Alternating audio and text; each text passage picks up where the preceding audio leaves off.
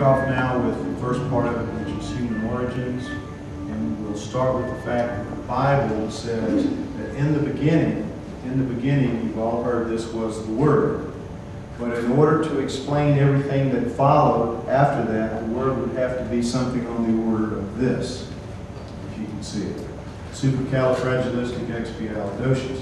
It had to be a heck of a word to cover all that has since eventuated. Over time, the creationists changed it, they expanded it a little bit to 3 words. God did it.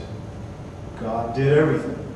And that's all you needed for an answer. Why does it rain? God did it. Why does the wind blow? God did it. Everything, God did it. And that worked for a couple thousand years. A couple thousand years, that was all you needed.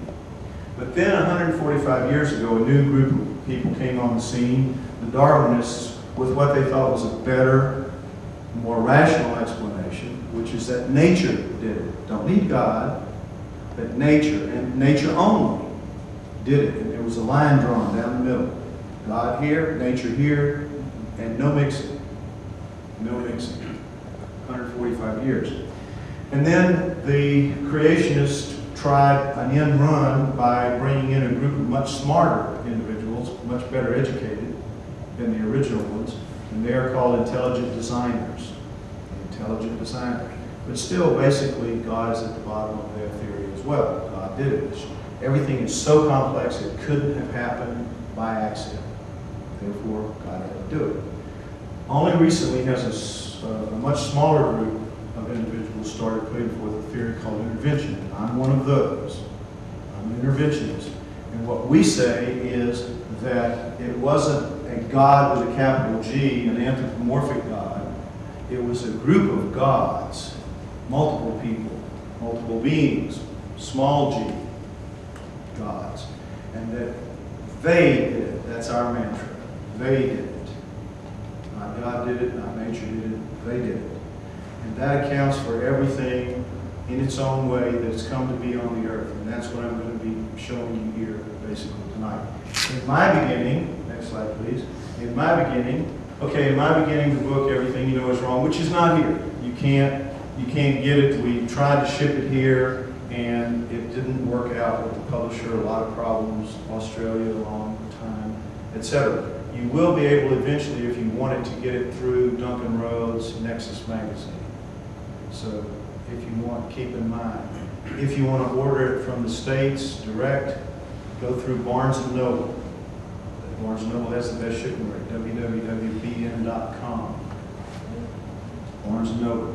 All right, what I try to show in the cover here is the interventionist point of view boiled down, that the gods, multiple gods, small g, handed the spark of human life to the primitives that were on the earth at the time by means of intervention via genetic engineering, which is symbolized by a test tube.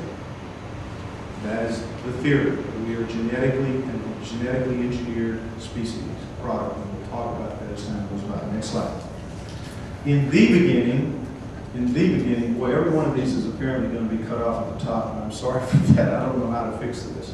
But in the beginning, what you have is the cloud. So in the Bible's beginning was the Word, in my beginning was the book, and now in the beginning was the cloud of dust and gas swirling around and over about 10 billion years down to about 4.5 billion years ago, when the solar system took the shape basically that we know now, and the Earth was basically coalesced out of the cloud as the proto-Earth. Next slide. And at that proto-Earth, 4.5 to 3.5 billion years ago, the proto-Earth was just a seething mass of magma being bombarded by asteroids and meteorites. It was just an impossible place to live, as you can see. Next slide. Then as it began to cool off over time from 3.5 to around 2.5, the next billion years, we have cooling enough to where we have incipient land beginning to show, but still it's mostly molten lava, but at least the bombardment of meteorites and all that stopped. Now, no one would have thought at one time that life could have begun on Earth at a time like this. So the theory was that life didn't begin until around 2 billion years ago, when it was cooled off enough to have water at least and that inorganic molecules were somehow swirled together and became a living thing. Nobody quite understood, but since nature was at the core of everything according to the Darwinists, it had to happen. It just had to happen. They couldn't quite figure it out. Didn't matter, we'll figure it out. They kept assuring everybody, we'll figure it out. And then about 30 years ago, that was what they taught. It's what all you were taught. It's what your kids are being taught today. What your grandkids are being taught. But about 30 years ago, they found out that, in fact, life had already come to Earth around 4 billion years ago. Next slide. Back when it was seething magma, you saw what it looked like, and everyone pretty much agrees that's what it was. This is what came. Prokaryotic bacteria. Now, if the beginning of life, incipient life, had really started the way they say, it would have been something extremely simple, kind of like a virus. It would have been about the size of one of these little spots in here, like this. Instead, it's this really large, complex, kind of one single-cell bacteria called prokaryotic bacteria. Now, the one thing that distinguishes it is, though it has a number of DNA strands, it doesn't have a nucleus. The DNA is not held within a nucleus. It kind of floats free and loose. That's what distinguishes prokaryotic bacteria. And it came at about 4 billion years ago, only about 500 million years from when the Earth was first beginning to coalesce out. So it's extremely unlikely that, in fact impossible, that life formed on Earth. It came here whole and complete. Why? Because it didn't come in only one form. There are two types of prokaryotic bacteria, the archaea and the true bacteria. Two types, distinct, different types. So it absolutely is for certain that life came here. Now the question really is, how did it get here? Was it directed here? Was it sent here? Was it delivered here on purpose? Or did it just accidentally show up somehow? That is the question that has to be answered now. Now, for the prokaryotic bacteria, the thing you need to keep in mind about it is indestructible. Indestructible. That's what's so cool about it. The Earth got what it needed exactly when it needed it. When it was just beginning, if you want to turn a planet into something that can support higher life forms, you've got to give it something that will churn the environment and turn oxygen loose in the atmosphere and in the water to tie up the free iron, to turn the iron into rust, iron oxide, and then have an excess of oxygen so that higher life forms can live on that place. Exactly what the Earth needed, which are these creatures right here to do that, they got. Early on, two forms, all of them indestructible early on. Pretty neat. What an amazing coincidence. What an amazing coincidence. Next slide. Okay, and 2 billion years ago, remember we've gone now 2 billion years, approximately 4 billion years with the prokaryotes, 2 billion years with the prokaryotes from 4 billion years. Just those two kinds, and then suddenly at around 2 billion years ago, these things appear out of nowhere, just like the prokaryotes did. Out of nowhere come the eukaryotes. You have strata without, and suddenly you have strata with. And here they are. And they're extremely complicated, hundreds to thousands of times larger than the prokaryotes, with a nucleus surrounding many, many, many more strands of DNA. This is a sophisticated, yet still one-celled creature, pumping out much more oxygen, much more efficiently. But they couldn't come any sooner because the Earth wasn't prepared. These are fragile. These are not indestructible. These are destructible.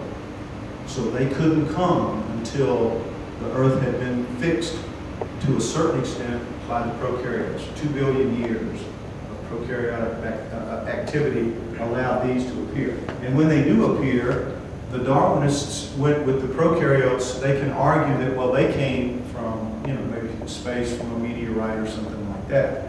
But the eukaryotes have to be explained in practical terms. And what's the only way that could have happened if you don't see any transition from prokaryotes to eukaryotes? I mean, from no nucleus to a nucleus, from none of this to all of this, how did it happen?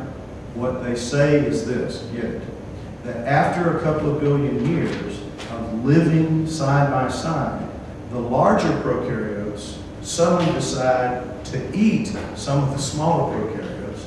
And instead of becoming food, the smaller prokaryotes change their physical structure into all these different things, including the nucleus. that magically, somehow, they cannibalized each other, and it worked, and a new, much more sophisticated living thing came to be. And for as absurd as it sounds, it's gospel among biologists. It's ridiculous, but it is accepted. Next. Now, this is how they say it happened. These turned into all this. It didn't. It's ridiculous. Next slide. After another 1.5 billion years, from 2 billion years to around 560 million years ago, just round it off to 500 million, give or take. Another 1.5 billion with the prokaryotes and the eukaryotes pumping oxygen into the atmosphere, tying up the iron, making iron oxide, and having an excess of oxygen. Suddenly, out of nowhere, you have the seas filled with creatures. This is called the Cambrian explosion, and it's exactly what it was. Thousands of species of animals and plants, none of them looking anything like anything we have on Earth today, except the horseshoe crab. That's the only thing that's left, and it looks kind of like this, maybe the descendant of this one. Other than that, they don't look like anything we have today. And yet it came out of nowhere within about a 5 million year period, which is an idling compared to the billions of years that have come preceding that. The Cambrian explosion, boom, there it all is. All 26 animal phyla that we have today came at the same time. Again, overnight. No catastrophe, nothing leading into it. It just came when it came, and it happened, and it was big. Next slide. This is the timeline to show you what I've been telling you. The beginnings at 4.5, and then you have the bombardment, and there are the prokaryotes at around 4 billion years ago, while the bombardment's still going on. Prokaryotes, prokaryotes, prokaryotes, down here to 2 billion years ago, and then the eukaryotes joined them. And notice that they're still the same today as they were when they started out. No appreciable, no Darwinian evolution at all. It's the same. You would think that the first and the simplest would have had a heck of a lot of evolution going on, but they don't seem to have. They seem to breed as true today as they did then. Anyway, so the eukaryotes and the prokaryotes continue on, and right here in this little blink right here, that little window, is the 5 to 10 million years when the Cambrian explosion occurred, and then after that came the full panoply of complex life as we know it. In only the last 5.5 billion, half a billion years, 500 million years. So it's a small part of what came before. All of complex life as we know it. And how did it happen? Well, next slide. What the Darwinians tell us is that this is the way it happened. It went from eat, survive, reproduce, to this guy who can stand here and say, what's it all about? That it was the fish became amphibians, and amphibians become reptiles, reptiles become mammals and birds, and mammals become us.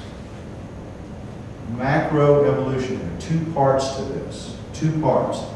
Macroevolution and microevolution. This is macroevolution. This is species into species into species into species.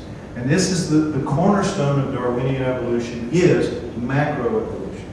And Darwin himself said, I can see at this point in time, when I'm doing this in the late 1800s, 1869 is when he published his book, 1859, that we are short of transitional species in the fossil record.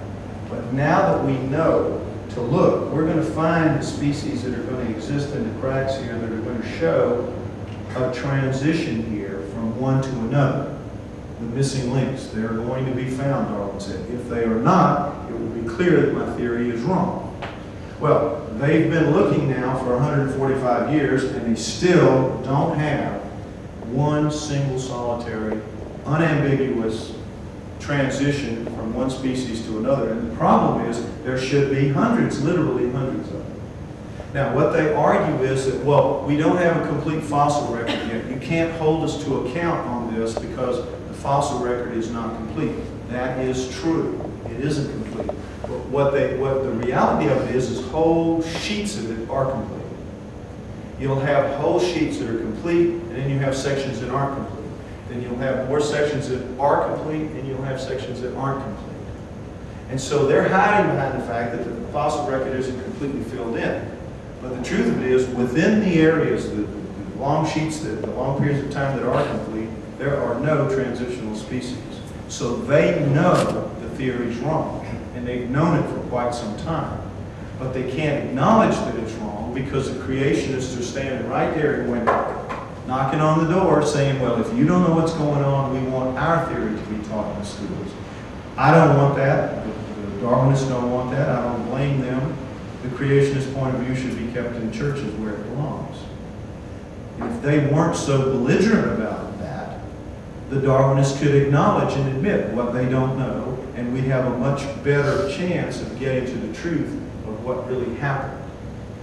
But as long as the situation as it is with the creationists, we're going to be stuck with the Darwinists pretending that somehow Darwinian evolution and the transitional species are going to be found, and they're not. Next slide. All right, this is microevolution. This is indeed a real point of fact in the world around us. These are Hawaiian honey creepers. Darwin saw this phenomenon of creatures adapting themselves in part on the Galapagos Islands. He saw it with Darwin's finches, he saw it with tortoises, he saw it with other things. And what he said was, okay, if we can see changes in parts as clearly as this, we can extrapolate, we can assume that changes in whole bodies are not out of the question and in fact are logical. And he was right. It is logical to assume that. But the problem is it doesn't work in reality. The evidence is just not there. There is no macroevolution. There is microevolution. It's clear. He saw it first and documented it. But there is no, to this day, true macroevolution. It doesn't extend past the parts. The honey creeper is still the honey creeper, still reproduces like a honey creeper, still digests like a honey creeper. All these are honey creepers. That's the key. Microevolution, yes. Macroevolution, no. Next slide.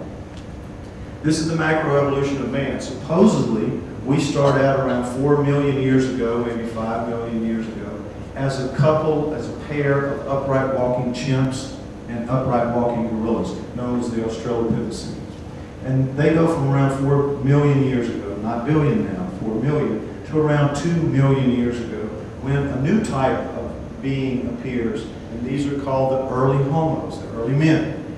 Early men, Homo erectus, Homo habilis, Homo erectus, down to Neanderthal. And then suddenly, around 120,000 years ago, you have a new thing that is, again, is completely different. As this one is from this one to this one, Cro-Magnon. Cro-Magnon, around 120,000 years ago in the fossil record. And what they're trying to tell you, they want us all to believe that this is somehow a transition, when in fact at each of these stages there is a transformation, whole and complete. These are upright walking chimps and gorillas. These are more man-like, but they are still very unhuman-like.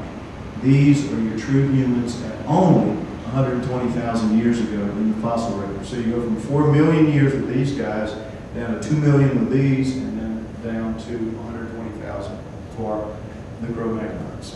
Keep that in mind. Next slide. Now, walking is the key. Go back if you would, please. Let me stress something. Walking is the key to what makes these and these be considered pre-humans. Walking. Walking is the key. And what walking is, according to Darwinists, is the sure sign that something is on the way to learning to be a human. They say that this is a process of learning. It starts with walking. They used to say the brain was first and everything followed that until they found these guys and found out they had brains like chimps and gorillas, and they said, all right, well then it was walking. Walking came first. Not tool use, not brains, walking. So walking is the key. Walking is very important. Now, the thing is, do you really learn to walk? Can you go from being a quadruped, down on all fours, to being upright on all twos? Can you biologically change your body to do that by sheer adaptation? Yes, you could. And here's how you have to do it, and here is the theory as it's put forth, believed and preached as gospel, that as the forests of Africa began to shrink, some group of quadrupeds decided to get out of the forests, move out onto the savannas, and begin to stand upright more and more and more and more.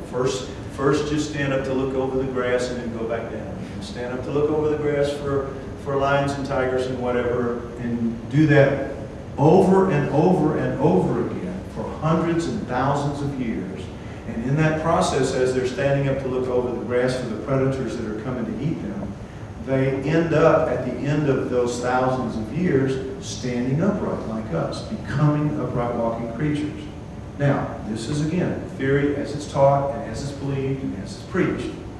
The problem is, how do you get through thousands of generations when as soon as you come out of those trees and walk out onto the savannah, you are nothing but a walking snack treat? You have no fangs, you have no claws, you have no tough skin or any. You're just a big bag of food moving for the big cats out on the savannah. It requires that you have generation after generation doing this, altering their bodies as they move, as they learn to stand upright.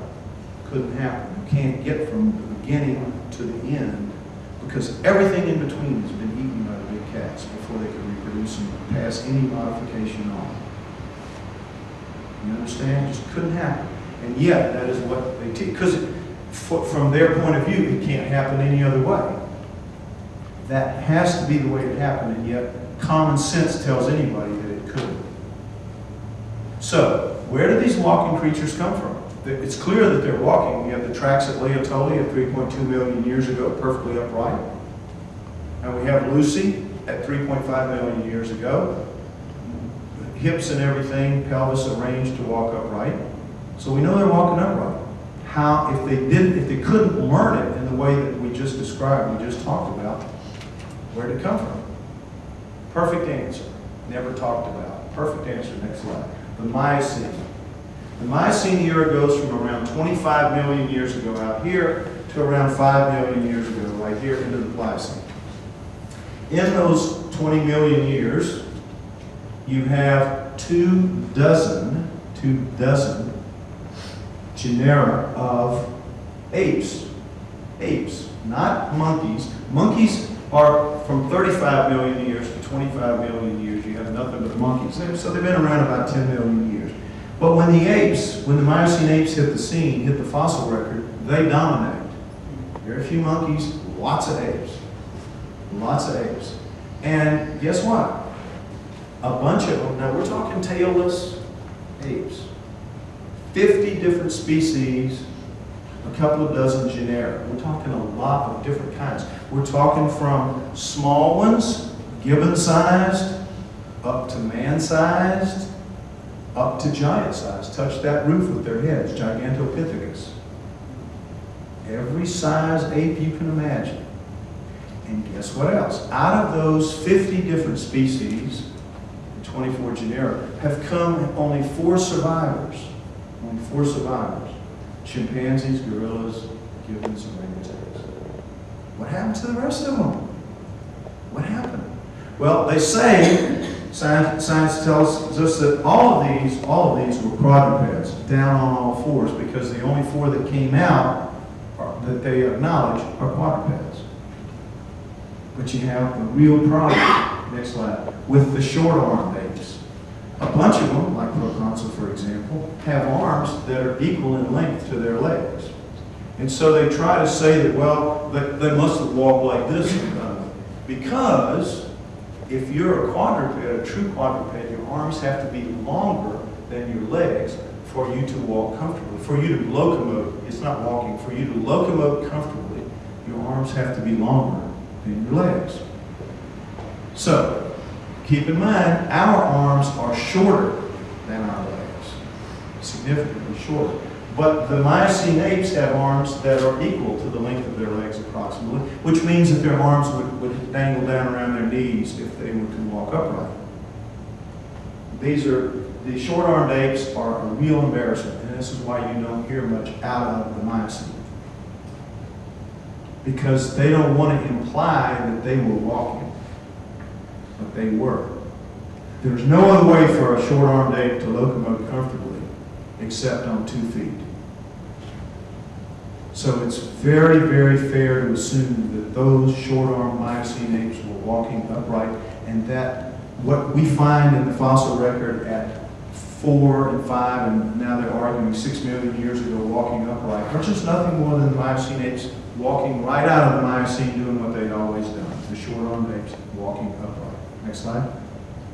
So what they try to do with prehumans to make you think, to brainwash you into believing these things really were pre-human, is that they put these butt-ugly heads on human bodies, human-looking bodies, and you come to believe, you come to think that that's how it was.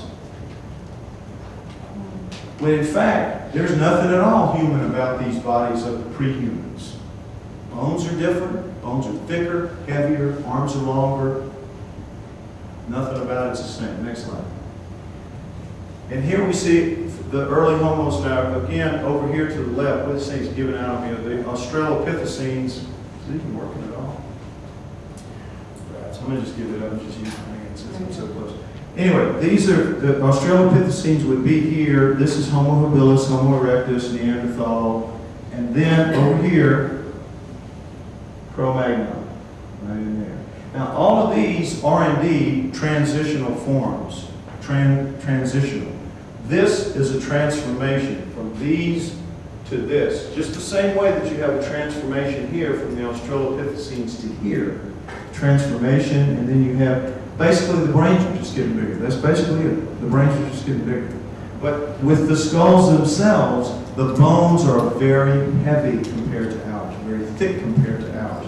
The brow ridges are very heavy and thick compared to ours. The eyes are big, round, night vision eyes. You eyes like this, you get night vision.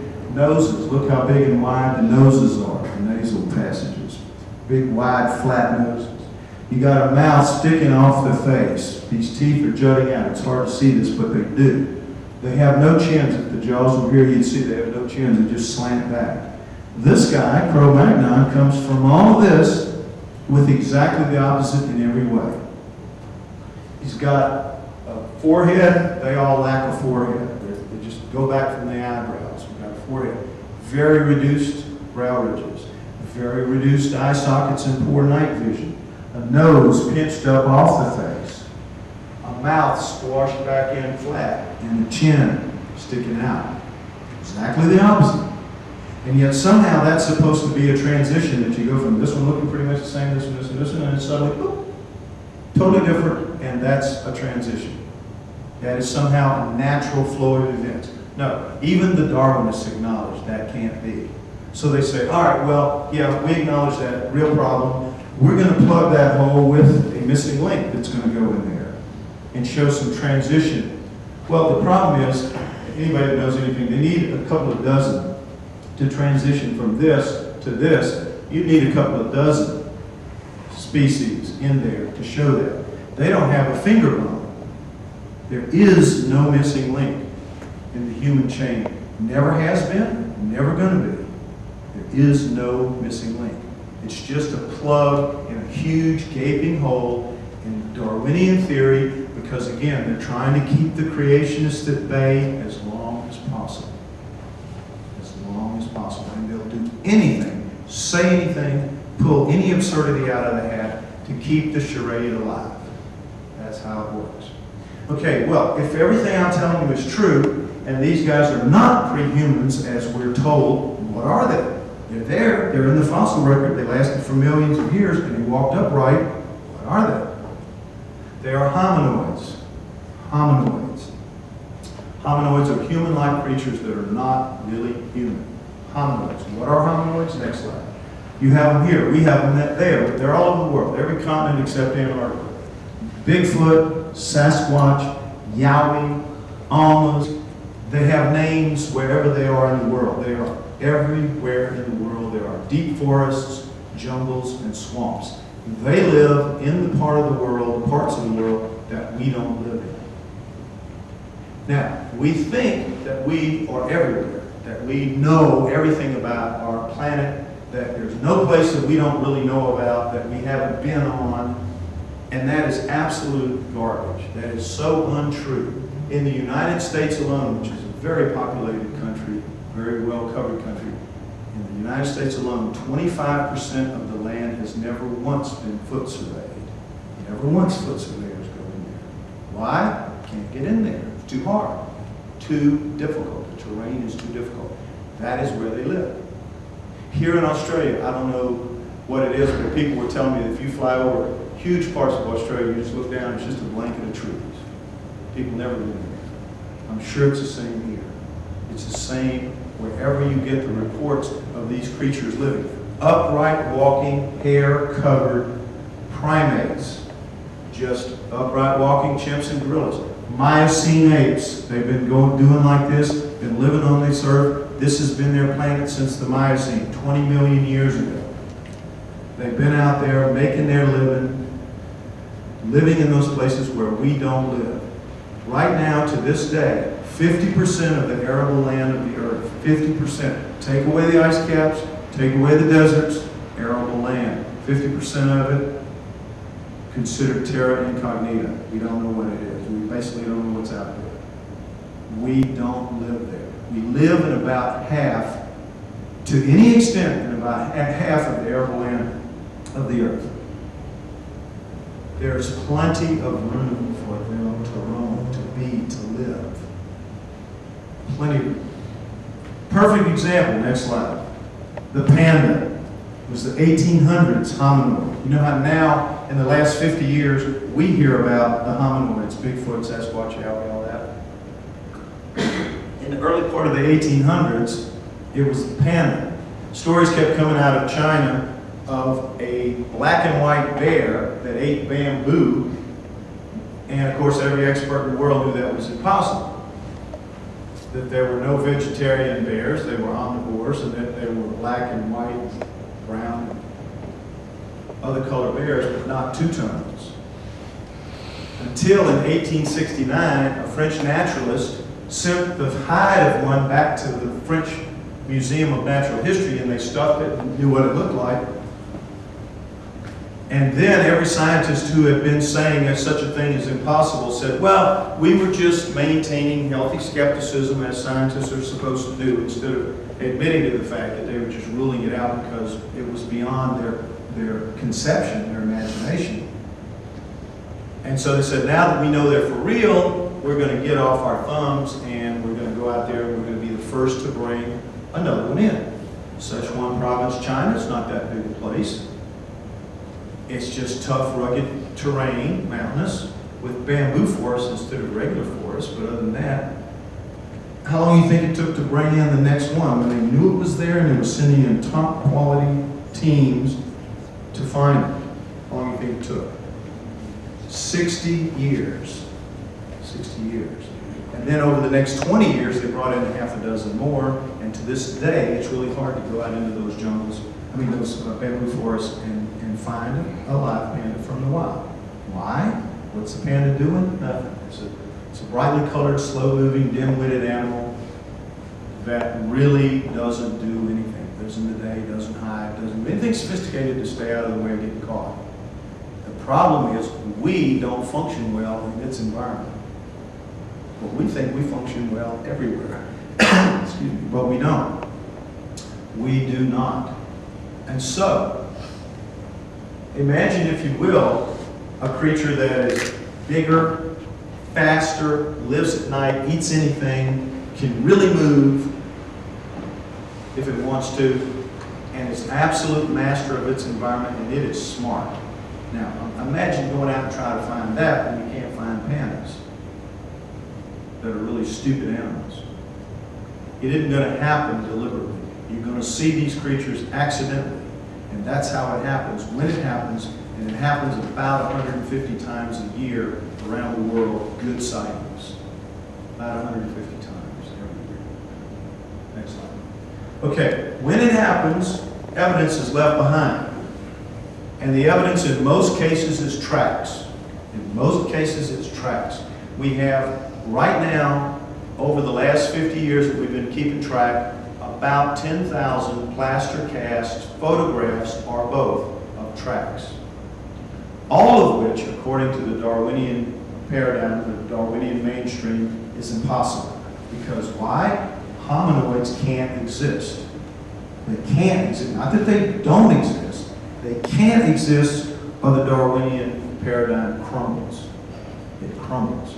So, is it hard to know one way or the other whether these things do exist based on the proof that they leave behind? Yes, because they're big creatures, they're heavy creatures, and they leave tracks, and tracks are indeed readable. There's a whole branch of science called ichnology that does nothing but read the tracks left in fossil shales and other fossils of creatures that lived millions of years ago. Well, if they can read those tracks and tell you what those animals look like, they can read the tracks of hominoids and tell you what they look like. But suddenly, when it comes time to read a hominoid track, all rules are out the window, and they have to be false, and you can't even get them out of their offices hardly to go out and take a look. Only a handful of scientists that support the reality of hominoids will go out and take a look. You can't get them to go. Why? Because it can't be real. Not that it isn't, it can't be real.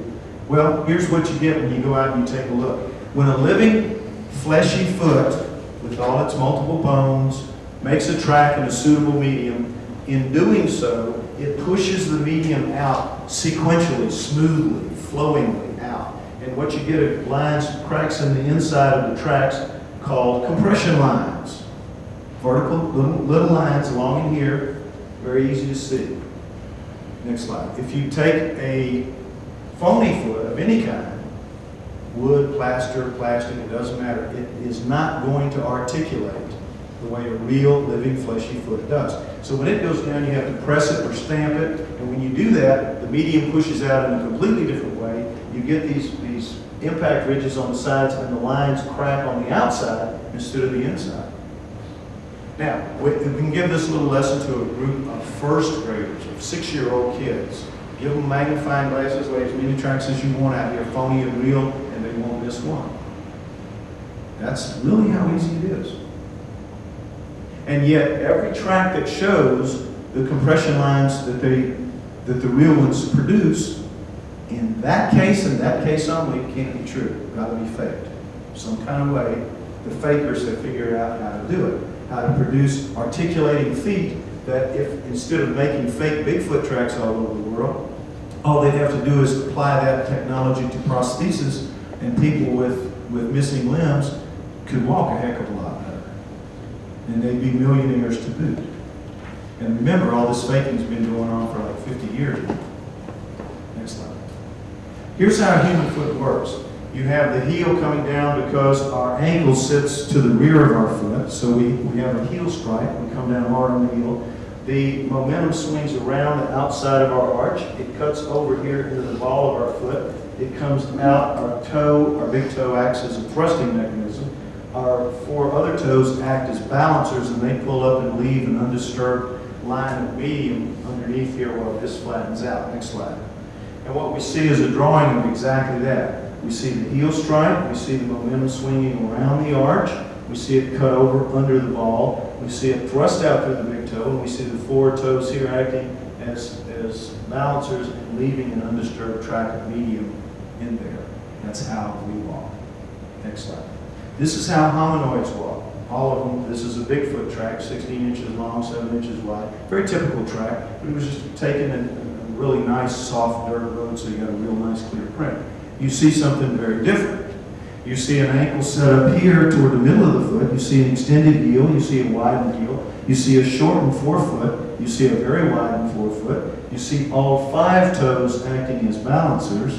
You see the medium through here. So all the thrusting mechanism is the whole 4 foot here.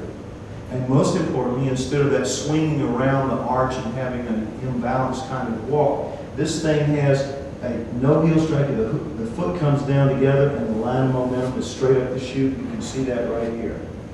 A totally different foot. A totally different foot, walking a totally different way from us.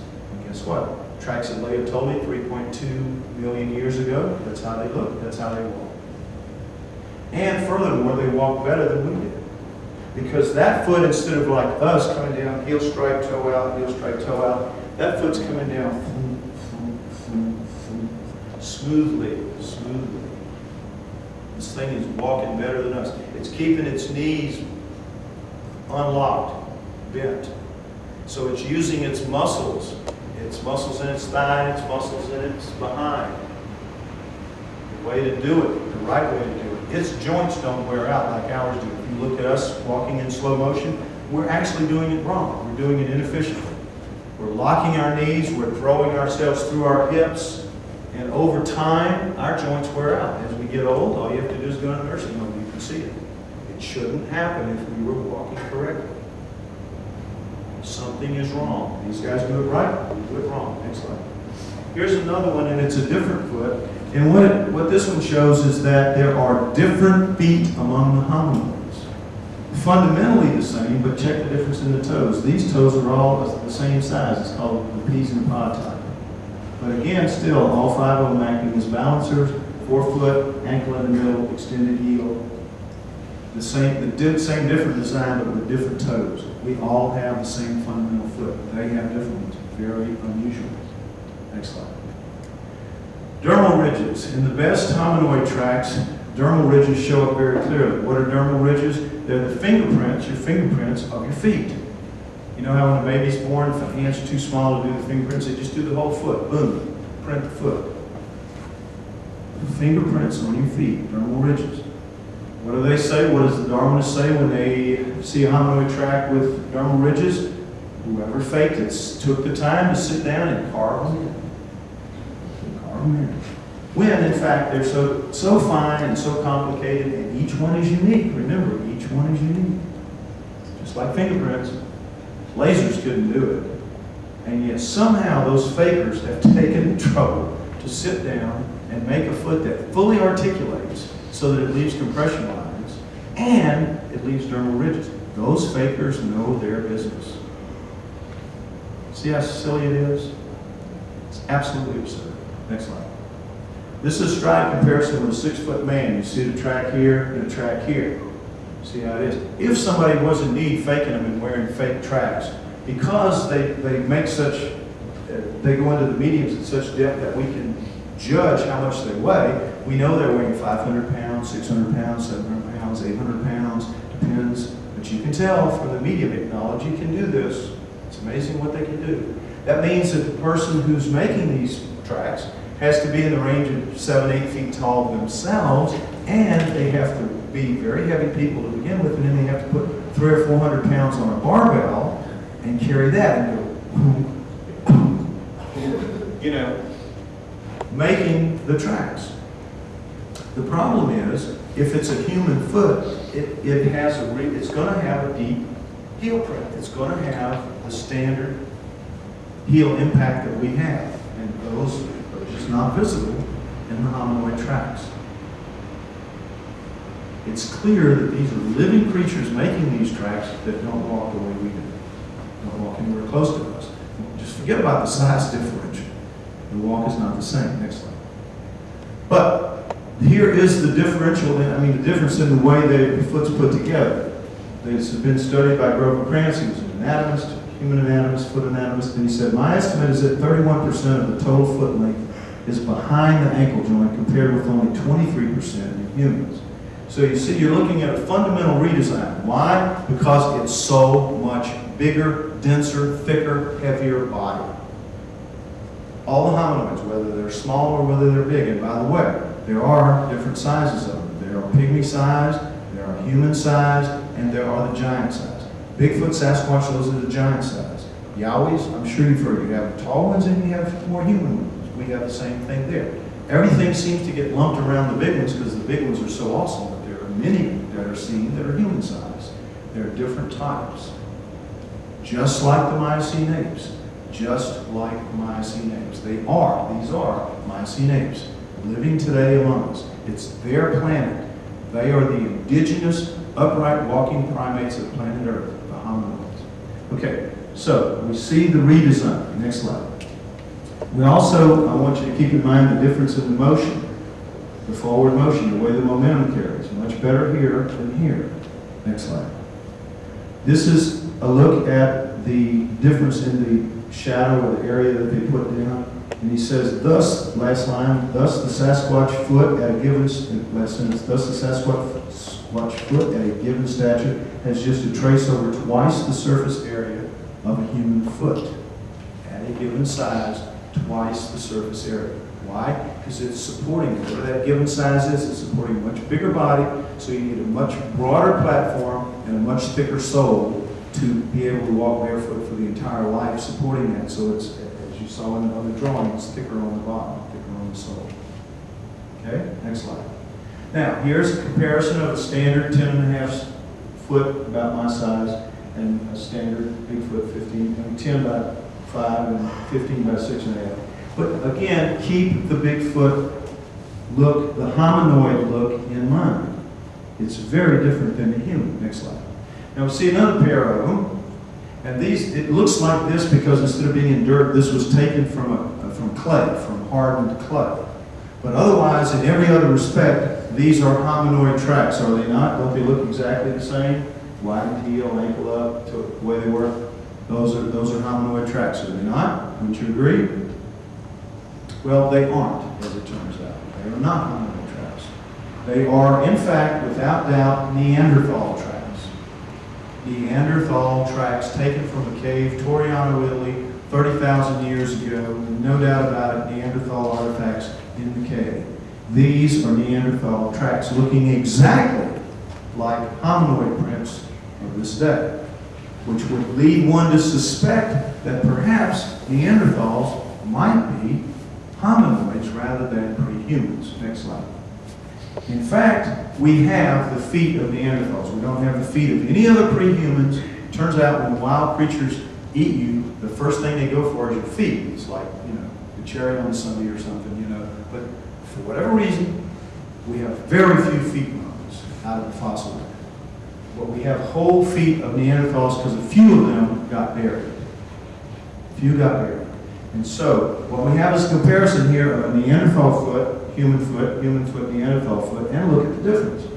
You have the huge extension of the heel here relative to this. You have the ankle moving forward and widening compared to this. You have the flattening of the arch compared to this. And most importantly, look at the kind of sway that you have here in our foot. You can just see the imbalance caused by our momentum working around our arch, as opposed to this big, flat, poop, solid thing with the heel, the big, wide ankle by comparison shifted forward, the widening of the forefoot being the thrusting mechanism, the big toe here being the dominant one, the four little balancers, as opposed to these big, all five of them working as balancers. This is a very different, it's the same bones. It's amazing, isn't it? The same bones, completely redesigned for a different function. And understand that this foot is wrapping around here like it's a big, wide foot relative to this slim little thing here. Everything that you see in a hominoid foot is sitting right here in a Neanderthal foot. Next slide. Same with comparing with the drawings, you see the difference very clear. Just what the guy drew is what you get and what you see. Pre-human feet are hominoid feet. There's no doubt about it. All of the pre-humans. That's all the Australopithecines, that's all the early homos, up through Neanderthal to Cro-Magnon. Those are hominoids. Not pre-humans, just Miocene apes living their lives and leaving their traces in the fossil record. Humans don't appear in the fossil record until 120,000 years ago. Suddenly, overnight, like everything else. Next slide. So what they do now, try to get you to believe, part of the brainwashing, is that Neanderthals, which initially were considered brutes, pretty much like what they are, they're now just ugly humans wearing furs. Why? Because Neanderthals clearly lived during the Ice Ages in where the Ice Ages were at their worst. So somehow they were living at sub-zero temperatures, and so they wrap them up in fur. You take any of these guys and you put them one night above the Arctic Circle, just above the Arctic Circle, which is not as bad as it was during the Ice Ages, and and those folks are dead. One night, dead.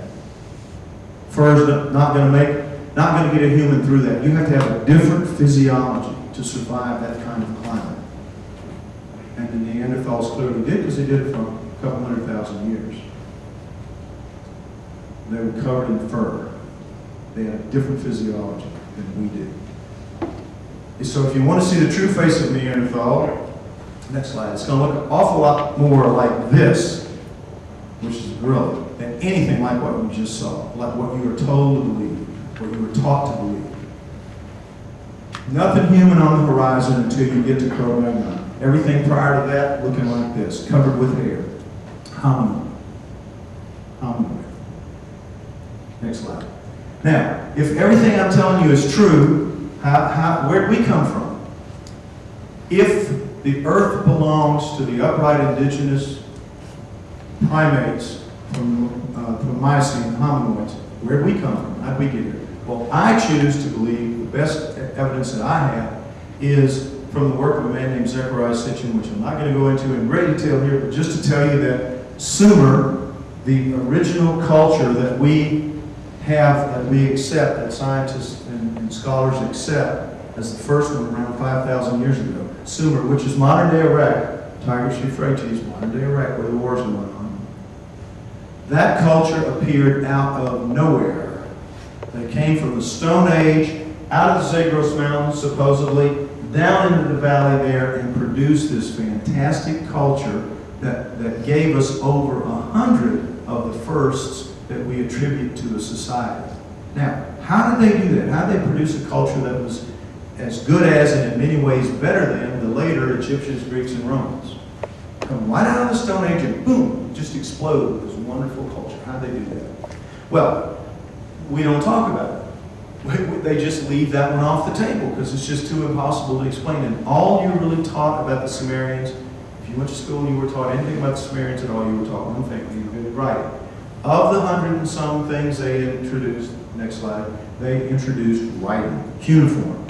And why? Because we have over 100.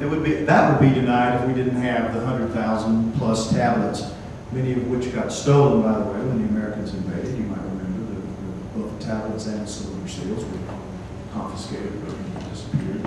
But nonetheless, it's unfortunate because only about 20% of them had been translated at that point.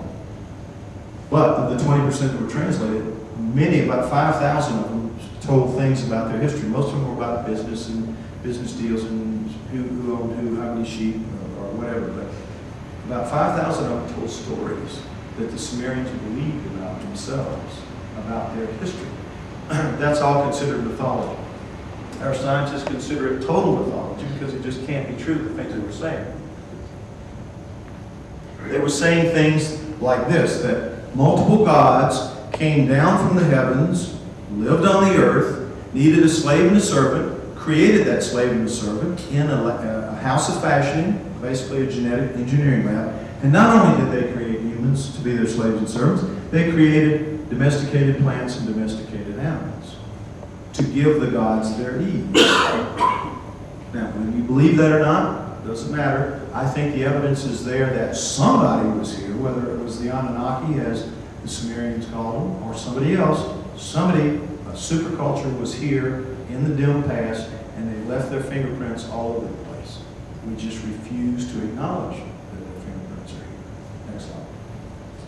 One of the things that these people left us with a legacy of is an explanation for how the earth came to be like this. The earth itself. All liquid bodies in a vacuum form themselves into a tight spherical ball.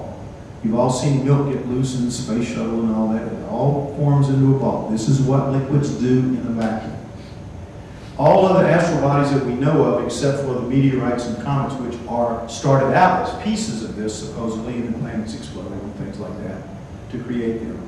But anything that formed as a viscous mass, which clearly the Earth did, forms in a complete smooth ball. What happened to the Earth?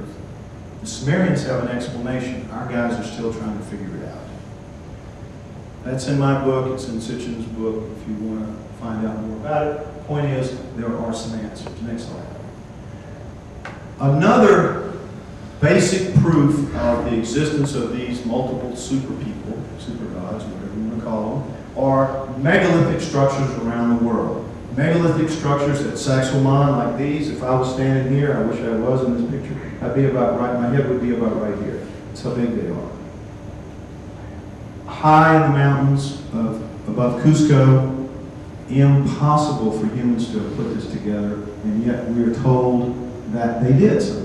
And the same holds true for Tiwanaku, Teotihuacan, Baalbek in Lebanon, Stonehenge, around the world. Any megalithic structure we want to talk about, humans somehow did it because nothing else is allowed. No outside intervention is permitted. So they have to explain it in rational, natural terms.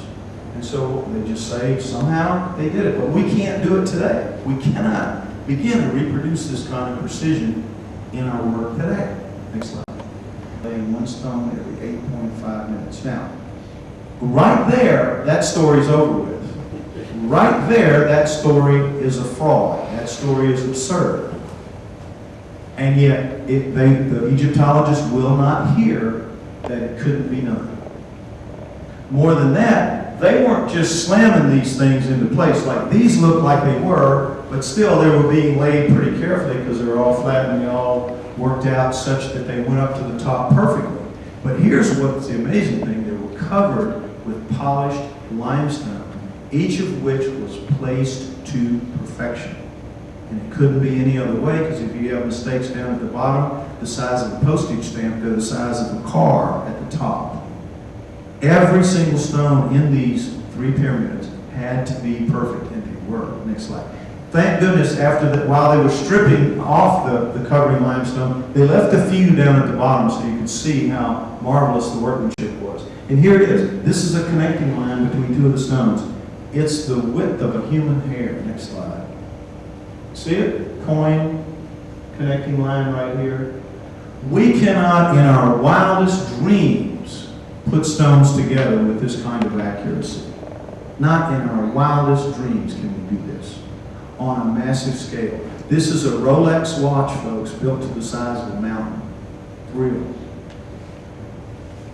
Impossible today. And yet somehow these primitive people did it using ropes and stone tools and wood rollers to move the stones. Wood they did not have and don't grow in the Nile Valley. They would have had to import them from Lebanon, which would back then, 3,500 years ago, would have been, a tough effort. Okay, next slide. The Sphinx. You've all seen it too. I want to look at this wall over here for a minute. Next slide. I hope you've all seen the mystery of the Sphinx and seen the idea that this is caused by running water. These are running water marks. After the Sphinx was carved out, the walls were smoothed over and gouged by running water. Well, what does that mean? That the Sphinx was carved at a minimum of 8,000 to 10,000 years ago, before the desert desiccated in that area. With me? It's more likely that it's more like 15,000 to 16,000 years ago to have it sitting there and give enough rain time so that all this could happen. Well, 15,000 to 16,000 years ago. No Egyptologist is going to put up with that. But they've had it pretty much crammed down their throats. So some of them are beginning to say, well, yeah, maybe that happened, but then the pyramids were still made within that 100-year period. But they're trying their very best to get the Sphinx back on the page and at the same time as the pyramids. Next slide. But however or whenever it was done, one thing is for sure. When they cut these stones out of here, they moved some of them, they moved them up here to build two temples, the Sphinx Temple and the Valley Temple. Next slide. And as you see this looking the other way now, Sphinx here, Sphinx Temple, Valley Temple, you see the size of some of the stones. And they too were, by the way, covered with those perfect polished limestones that got stripped off to build buildings in Cairo, which is one of the great sins of the past. People doing that, ruining the beauty and the perfection of these things. But nonetheless, they did in the what we're left with. Next slide. We have, this is me back when I was younger and had hair and was cool and was a snappy dresser. No, it's not true. I never had hair and I was never cool and I'm still not snappy dresser. But anyhow, this was another guy, but you see 170 tons of stone, just one of them. In the pyramids, 1,500, not that unusual. On the inside, all of it perfect, again, perfect. But here's what it takes to move 170 tons. Next slide, today. This big honker right here. And to move it from where you saw in that drawing out, it would be 3 or 4 days to set up each time to move it just a little bit. And then you have to put it down, you have to roll this thing forward and rehook and do, 8.5 minutes. 8.5 minutes, all you got. To move a 170-ton stone. And there are stones all over the world. Way bigger than 170 tons. Next slide. One of my favorites is the ancient 1,170-ton obelisk, the unfinished obelisk at Aswan. Pink granite, one of the hardest stones in the world. Cut out, obviously, with some other stone that was harder than it, but we don't know where they would have gotten it. But nonetheless, they carved it out of this hole. It's in a hole. The guy that's taking the pictures up on land, and there's the edge of it right there. It's about 15 feet deep in a hole. And yet, as you can see, it's been worked and polished, and it's pretty much done. And they're just finishing off the spire, and something is digging out pink granite in chunks the size of the seats that you're sitting on. Some big machine just gouging. And as that machine presses down, it cracks. It finds a fault and it cracks it. And those building it with that machine just say, oops, we broke it. They unhook it off the nose and they go away and they just leave it for us to marvel at. Now understand, they fixed a bunch of them. I mean, it did a bunch of them perfectly. And you've got obelisks, huge, gigantic obelisks around Egypt. And then they got stolen and taken to other parts of the world. But here's this one, which is, average size. Problem. How do you get it out of the hole? Better yet, even bigger problem. How do you cut it loose from its base? With the finest drill we have today, covered in diamonds, you could not make it go through there. The weight would press it down and compress it and not let it go. How did these primitive people cut this stone, which is very much loose, according to the Darwinists, according to scientists rather, according to the Egyptologists? Some poor schmuck got down there with his little stone axes, went to hammering, and somehow worked his way all the way through and underneath, and worked their way. They would have been crushed. I mean, there's just no physical way to do this, folks. None. But if you could somehow do it. Next slide. This is what it would take to move only 1,000 tons. It doesn't get much bigger than this. And yet, you have stones in Baalbek, Lebanon, that are 2,000 tons. 2,000 tons. Unbelievable. And yet there they sit up in a wall, high up in a wall, in the temple at Baalbek. Primitive people did that. It's just like the hominoids. How? Why? Because they had to. No intervention is allowed. Are you laughing or are you coughing? Coughing. Okay. Good girl. You okay? You need some water?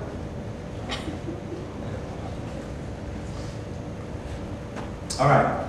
If it's true, next slide, then if they were here, we have other evidence to show that they were.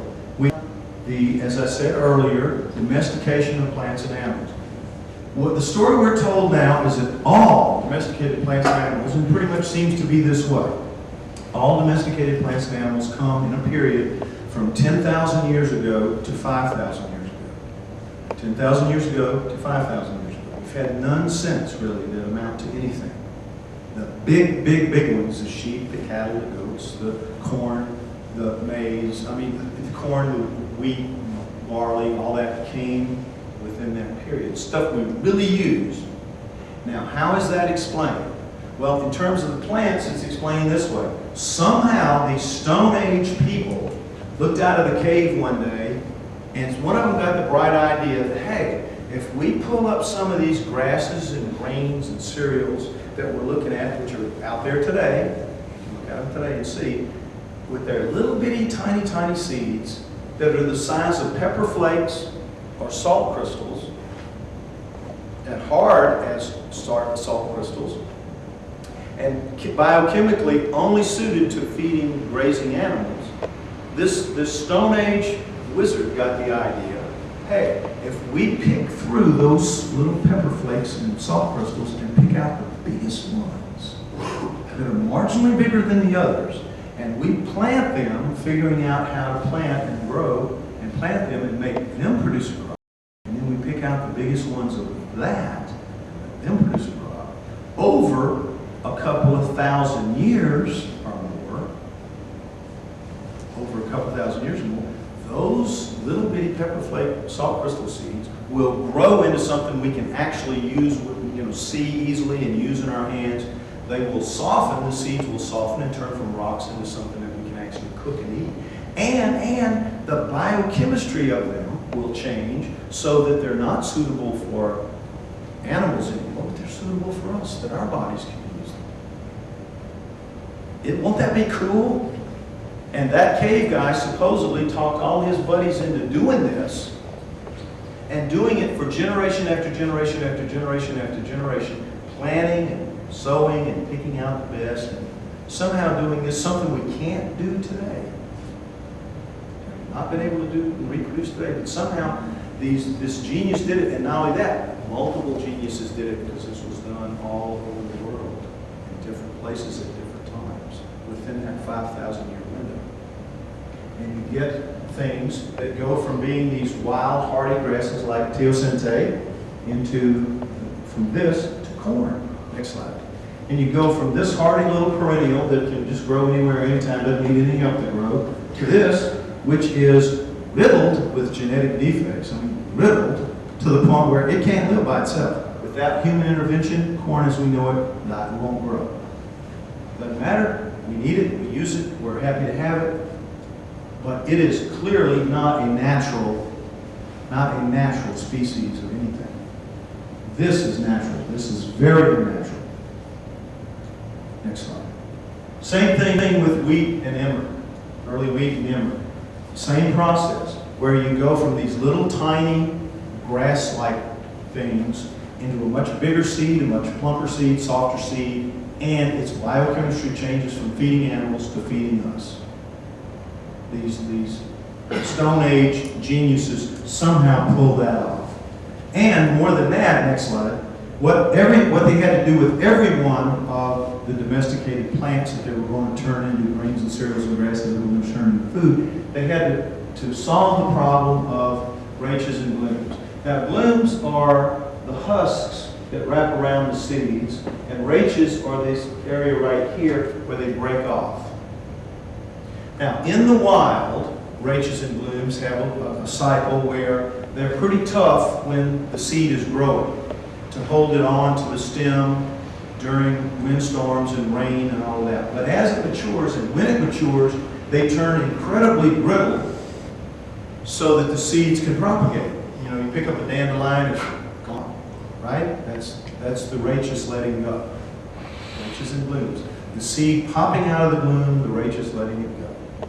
That's how wild things are. Well, if the rachis and blooms stayed the same, it didn't matter how big it got, you couldn't harvest it. Because when it ripened, what would happen? If you hit it with a scythe, every one of the seeds would drop on the ground. You couldn't collect them. Somehow the rachis the blooms had to be made strengthened past the period of ripening so that they would hold together during harvesting. Somehow the rachis had to do the same thing, but the rachis had to be set so that when you harvested it and got it back to where you wanted to thrash it and get the seeds out, in the thrashing process, the rachis had to know when to let go.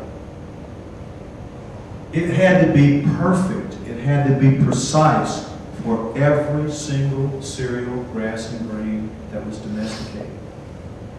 So in addition to the biochemistry and the changing of the size of something, you had to solve these two problems for each one. Each one was different. Each one had to be perfect. As perfect as the stones of the pyramid, they were. They were. That's what's impossible to accept, that humans could have done this. Impossible. Next slide. Same thing with the animals, except it's different. Instead of making little bitty seeds bigger and softer and all that, they took big, tough, bad news animals and shrunk them down and made them gentle their spirits, changed them psychologically, changed their brains. Wild goats, domesticated goat. Wild oryx cattle, domesticated cattle. Shrunk them down and made them docile and made them domestic so that they could serve man. Give the gods their ease, as it says in the Sumerian texts. No doubt about it. Next slide. Same thing with pigs, from wild boar to domesticated pig. Imagine bringing this sucker, the first one. What they say is, of course, the farmers that were growing those, domesticating the plants were at the same time domesticating the animals. And another one had the bright idea, let's take these wild, bad news animals, bring them in, live with them, gentle them down over generations, and turn them into things we can use way downstream from our lives. Not going to happen. Absolutely absurd. Imagine the first guy bringing anything wild in. These big oryx cattle, bad news, wolves, turn them into dogs. Just isn't going to happen. Next slide. The cheetah, the king of domestication. Okay, this, if nothing else proves that this does, that genetic engineering took place in the distant past.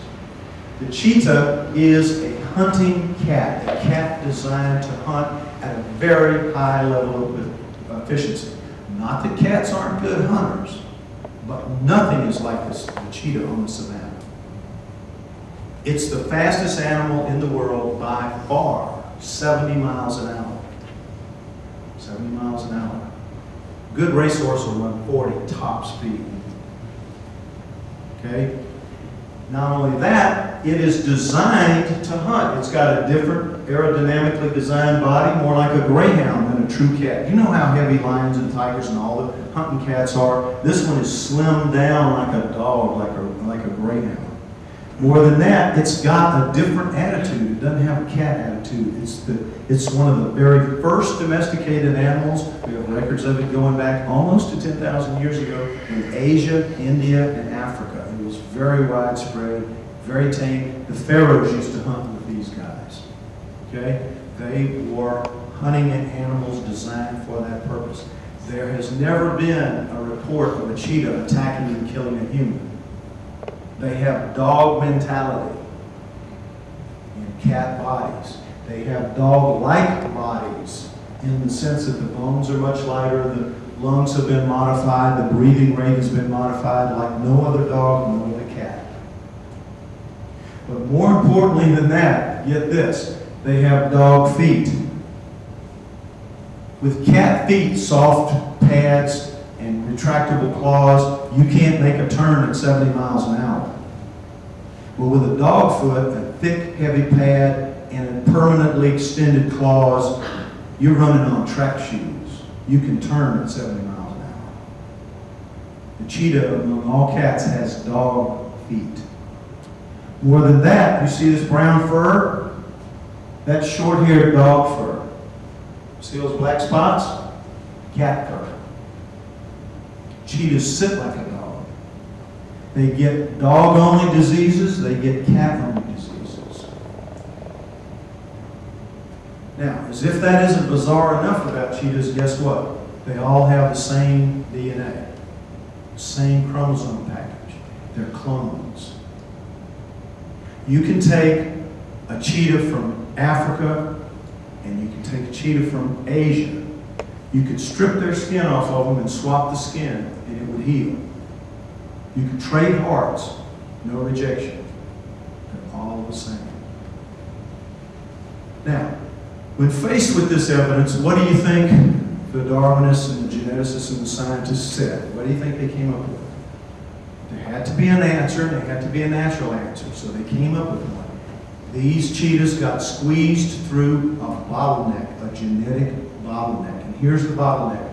Somehow, before 10,000 years ago, every cheetah on Earth, in Asia, India, Africa, all of them died, except for one breeding pair, or just a couple. And then they repopulated from those. That's why they all have the same genes, because it came from the same two original ones. Isn't that plausible? Doesn't that make sense? No, of course not. It's just an excuse. And yet, it's taught, it's preached, it's believed like everything else they put out. It's garbage. All right, next slide. There you're looking at somebody else who got put through a bottleneck. We got put through a bottleneck. Same thing. Everybody in this room has been put through the same kind of bottleneck that the cheetahs went through. Why? Because in 1987, as you see here, Newsweek magazine, it was found by a study of mitochondrial DNA of women around the world. Women produce and carry mitochondrial DNA forward. We all have it, males have it, but we don't pass it on. It passes on through the egg. So they did a study of women around the world, and they found that we did not, in fact, descend from any creatures 4 million years ago, which is what they went into the experiment looking to prove. Was it closer to 5 or 8, or, when did we really separate from our last common ancestor with the apes, as was believed at the time? They found that the oldest of us were only about 200,000 years old. 200,000. Not millions of years old. We were like brand new, a brand new species, which matches up pretty well with the Cro-Magnons at 120,000 years ago. If our mitochondrial DNA says we're only between 150 and 200,000 years old, that matches up pretty well with when our fossils begin to appear. And furthermore, the oldest of us come from southern Africa, making Adam and Eve black, if there was an Adam and Eve. You can imagine how this went over in the south of the United States. But nonetheless, that's the way it would be. The oldest of us come from southern Africa.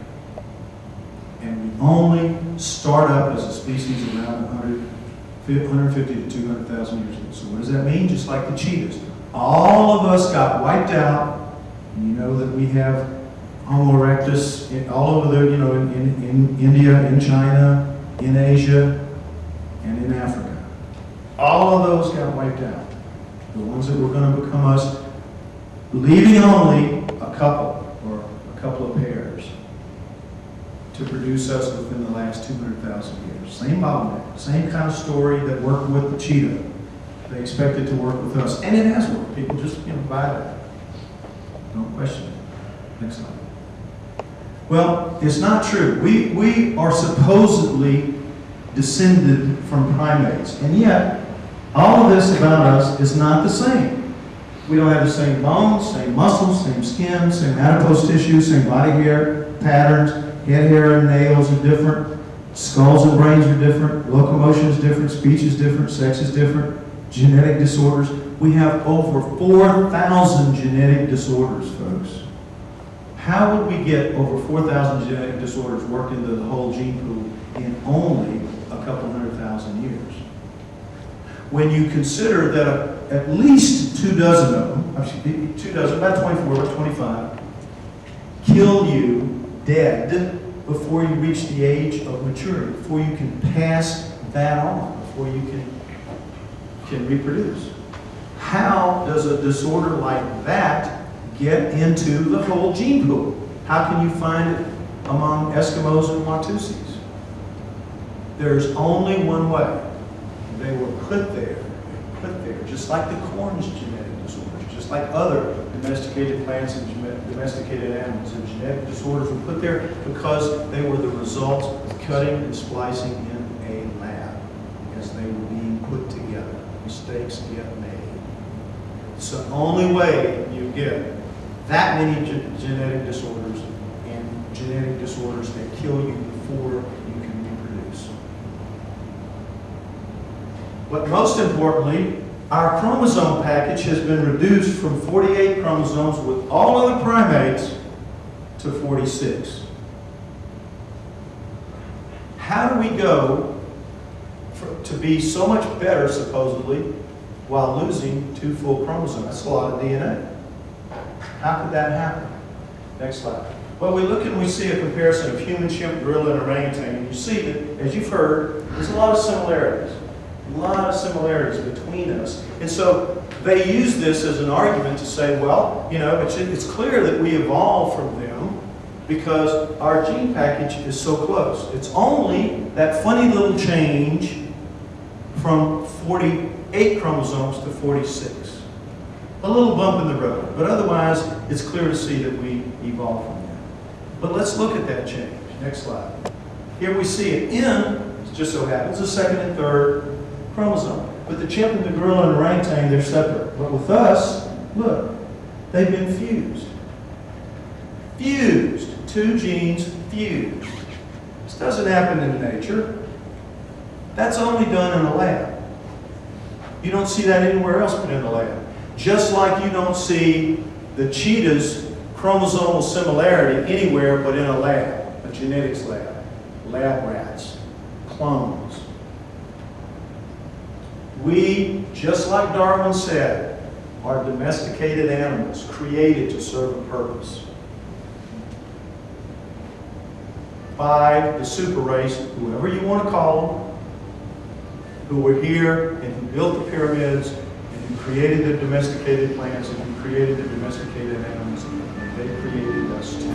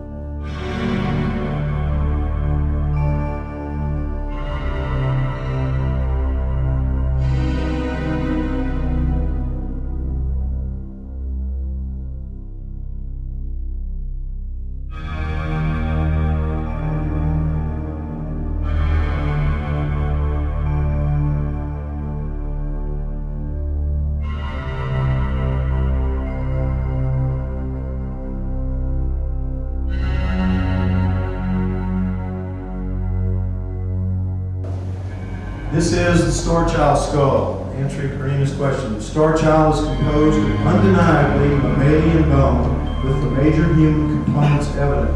Frontal bone, sphenoid, temporal, parietal, and an occipital back here. However, each part is profoundly redesigned, with the bone itself astonishingly reconstituted into something uniformly less than 1/2 as thick as normal, weighing 1/2 as much as it should. It feels kind of like a dry gourd in your hand. Right? And by the way, the model is the same weight, so you'll see. Right? A real human skull, you see how thin that bone is there? It's like that all over. Weighs half as much, half as thin. It's incredible. Uniform. Taking 30 points of reference on it, 30 points of reference on it, and comparing them to the average of those same 30 points on 100 normal skulls, the result falls 10 standard deviations from the statistical norm, off the chart. The next slide suggests, but do not yet prove, that the star child is from a being other than a normal human. This is significant, folks. Next slide. What we see in comparison of the two skulls that were found is that they're completely different. Now let me give you the background on how they were found. About 1930, a woman, a young girl, about 15 years old, of Mexican heritage, was taken by her parents to visit the old family homestead in a small village about 100 miles southwest of Chihuahua. We do not know exactly where that village was, so we can't just run back there. We think we can find it, but we don't know it at this point. There it was. But at that village, she was told not to go into the caves and the mine tunnels in the area. that number one, it was dangerous. Number two, it was just forbidden. It was taboo. Don't do it. Tell most any teenager anywhere what not to do, and, you know, they're going to find a way to try to do it. So she snuck off and went exploring. And she went into a mine tunnel, and she found a human skeleton lying on its back. And she got close to it. She noticed that there was what she called a misshapen hand coming up out of the dirt beside that skeleton, lying on the ground. And that hand was wrapped around the upper arm bone of the human skeleton. And she noticed, as she got even closer, that the dirt was all crumbly and loose beside the skeleton and over that hand that was coming up. So using her own hands, and this bears out because in a mine tunnel there would have been no rain, there would have been no compacting of the soil, and it would have been as loose as the day that the grave was dug, which we know from carbon-14 testing of both these skulls was 900 years ago, plus or minus 4 years. Both skulls tested out that way, so pretty likely that this story is true. So with her own hands, she dug out and she found the full skeleton there, and she said that it was smaller than the human, and the human is about a 5 foot tall female, so the skeleton would have been about 4 feet tall, and that it had a misshapen body. That's all she said, because she didn't know that some years after her death it would be important. But she from the age of 15, she smuggled the 2 skulls, not the full skeletons, just the 2 skulls, back to the States, shellacked both skulls on the outside. You see that shine is from shellac. Put them in a cardboard box and just kept them until it came time for her to die in the early 90s. And she willed them to another couple, friends of hers, and they put that box in their garage and kept it for 5 years, but didn't like 2 skulls in a cardboard box in their garage. So they said, the wife said, find somebody else. So they had a younger couple that they knew that were UFO knowledgeable. They were into UFO stuff. And they showed them this skull. They showed them both skulls, but they said, would you like to have one? When they saw this one, they said, boy, that looks like it could go in the head of a parade, doesn't it? Yeah. So we'll take it. And they said, take it, good riddance. So they did. And then they contacted me because of my work in human origins that you saw. I was already known for my work with skulls and bones already. So they contacted me and they said, could you take this and get it tested by scientists to find out what it is? And I said, yeah, sure, this is so cool, this is so unique, this is so different. I mean, an idiot could see that surely scientists will jump all over this and we'll have this tested out probably within 6 months or so. Which could have been the case if scientists were really scientists, interested in finding out the truth, but they're not. They're interested in keeping their peers off their necks and covering their bodies. And so we couldn't get the help that we wanted and anticipated. And so now here we are, instead of 6 months down the road with answers, we will be 6 years. 6 years, but that is, geez, it is. It's sorry. It's a miserable performance by everybody involved, including myself. Not much of a fundraiser. I just don't know how to do that glad-handing kind of thing that fundraisers do. I just put it out there and tell people, here's what we need, here's why we need it. I expect them to cough it up, and they never do. Because it turns out that in the States, at least, the UFO community is very social. They like the game. They don't want the game over with. They all say they do. They all say they want answers. And you present them with something that might provide answers, might really absolutely convince everybody that this is a real phenomenon, and they skitter the other way. They don't want the party to be over. And that's a fact. That's what I have found to be the case. You can argue with that if you want to, but that's my experience. It's fun. It's a social thing. And they don't want it over with. And so they don't really support it very well.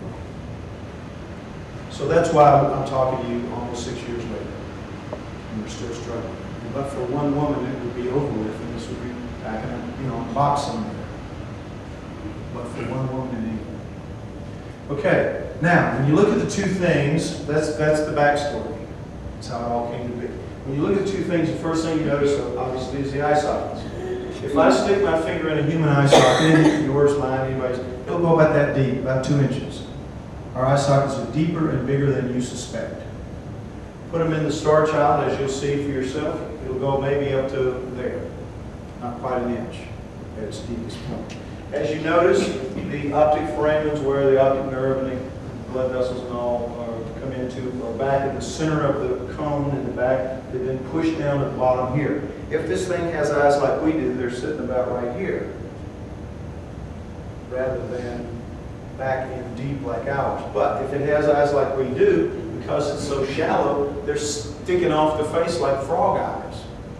In a very dangerous position for a kid growing up just doing the normal things that kids do. They're going to get popped right out of their head. So maybe it doesn't even have eyes quite like we have. But one thing significant about it is, when you take this to anybody, any specialist that will say anything about it, they'll say, well, it looks like, it doesn't look like, it's got to be, as Bigfoot can't be real and the cheetah and all that, it's got to be some kind of genetic or birth defect. Genetic defect or birth defect, because that's the only 2 possibilities. Now, let's look at it for a minute. Genetic defect. No genetic defect produces anything approaching this. We've looked at every manual, every book, everything we can find, and not just me. We have a craniofacial plastic surgeon named Ted Robinson in Canada who spent 6 weeks trying to find anything similar to this. Can't find a genetic defect that produces anything like these effects. So eliminate genetic defects. You take it to any specialist and they'll all say the same thing, that birth defects, one time only, sperm-egg misconnects, are capable of producing anything. Absolutely anything is possible. It's just like this huge, big garbage bin where they can dump anything they don't want to deal with. Birth defect. One time only, sperm-egg misconnect. But in fact, there are rules to that game, sperm-egg misconnects. Everything is ugly. Everything is asymmetrical. Nothing is all-encompassing. Nothing is all-encompassing. Now, you can have something born completely without a head. You can have something born completely without a brain. You've heard of those, I'm sure. But normally, they don't live. They're dead out of the chute. This thing lived, and lived apparently for quite some time, as it was. Well, 900 years ago, plus or minus 40 years, you were born in a primitive, isolated village in Mexico, and you had one thing wrong with you. You had a cleft palate. You might make it. You had 2 things wrong with your face and your head. You were now skating on thin ice. They might choose not to keep you and start over with some new one. You were born with 3 things wrong with your head. You were done for. You were a faulty copy and you were gotten rid of. That's another reason why we don't have 4,000 genetic disorders in a natural way, because nature weeds out the defects. And all animals, parents, get rid of the faulty copies. And humans did that too, only up until recent times. Infanticide was not a problem in the old days. If you had a faulty copy, you got rid of it and you started over. Because babies were just, they just came. You with me? So, that being the case, one would have to argue that something with everything wrong with its head, everything, there's nothing right about this. Nothing the same except the parts would not have been kept, would not have been allowed to live, couldn't have lived, and yet it did. Not only that, it is symmetrical. It's not asymmetrical, it's not ugly, it's not lopsided. Like any other birth defect that you see, the skeleton of, if you see it, it's wonderfully well put together. Just put together different. Its genes told it to grow in a completely different way. Furthermore, it's so subtle in its symmetry that you can look at these eye sockets and you can look at the copy and see, you can look at it and you cannot see anything other than a nice smooth scoop in both of them. Your eyes see nothing but smoothness, but yet you put your fingers are much more sensitive. You put your fingers in here, you can feel a dent right here, drag your finger at this angle right here, you'll feel a little rise right in here, and you'll sink back down into another little dent right here. Absolutely perfect on both sides. Absolutely perfect in the subtlety of the shifts of the train of the eye sockets. No possibility that that is a defect causing this to look this way. Its genes told it to grow this way. If its genes told it to grow this way, its genes are not human. This is not the way humans look.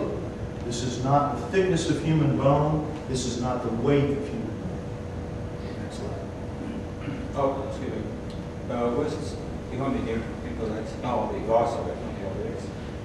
Behind the eye socket, there's no holes for the optic nerve to go through. The optic nerve is, yeah, it's in here. You can see it right there. They're in there. Yeah. There's no shadows. The pictures aren't always revealing of everything, but the optic nerve holes are in fact there, both of them. You know, they're there. Round, little round holes, you can see them. They're not as clear on the model as they are in the real one. Are they bones that come out of this? Are they bones, are they? These you're talking about? No. If The nose is broken off. The face, this is just broken off here, okay? The lower part of the face is broken off. But it was there at one time, and we have a piece of maxilla that we'll see later. If you just wait, probably most of your questions will be covered as we go through. But yeah, oh, I see what you're talking about. Yeah, okay. Here's a point that needs to be made, and the gentleman has pointed out and scribbled. In a normal human skull, the cheekbone wraps around here, and as you see, it wraps in and forms part of the orbit of the eye. This is what he's talking about. You see how it folds in, and there's no line of demarcation, and this line here comes down through here.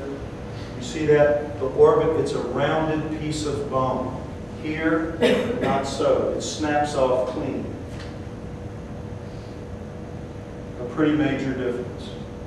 We don't know how this happens here, because that could not happen there.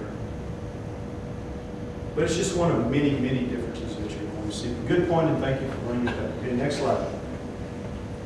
Okay, we see a side view. Again, the same parts of the bone. Now, this human skull was cradle-boarded. You take this to experts and they'll say, oh, it's a cradle-boarded hydrocephalic. That's the first thing that pops out of most of their mouths. A hydrocephalic, because the head, the cranium is swollen relative to that. It's swollen in this shape. Hydrocephaly, meaning water on the brain. All hydrocephalics. Cradle-boarded because of the flatness of the rear of the head. And that's all they want to know. I mean, you start beginning to give them arguments about why, no, it's not hydrocephalic, no, it's not cradle-boarded. They're showing you the door. They have made their statement. They have explained it in their terms, in natural terms. Cradle-boarded hydrocephalic, forget about it. I mean, I had the late Stephen Jay Gould himself, the man, the #1 guy, do that to me. Cradle-boarded hydrocephalic, no, sir, Mr. Gould, it's not for this reason. I don't care what it is, it's natural. Take it away.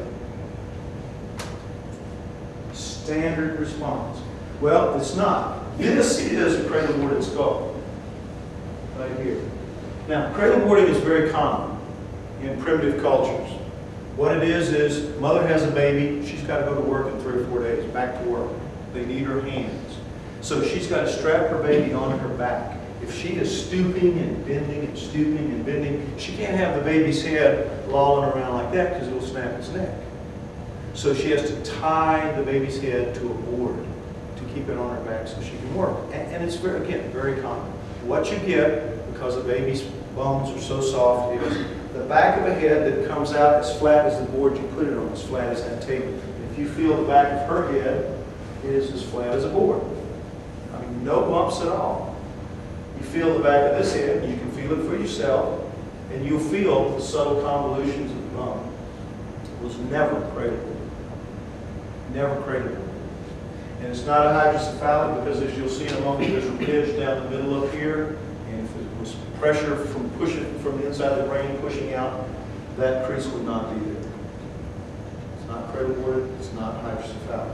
However, when a skull is cradle-boarded, The cradle boarding always stops at the knot at the rear of the head called the external occipital protuberance of the Indian. Reach around, everybody, and feel that knot in the back of the center of your head, right back there.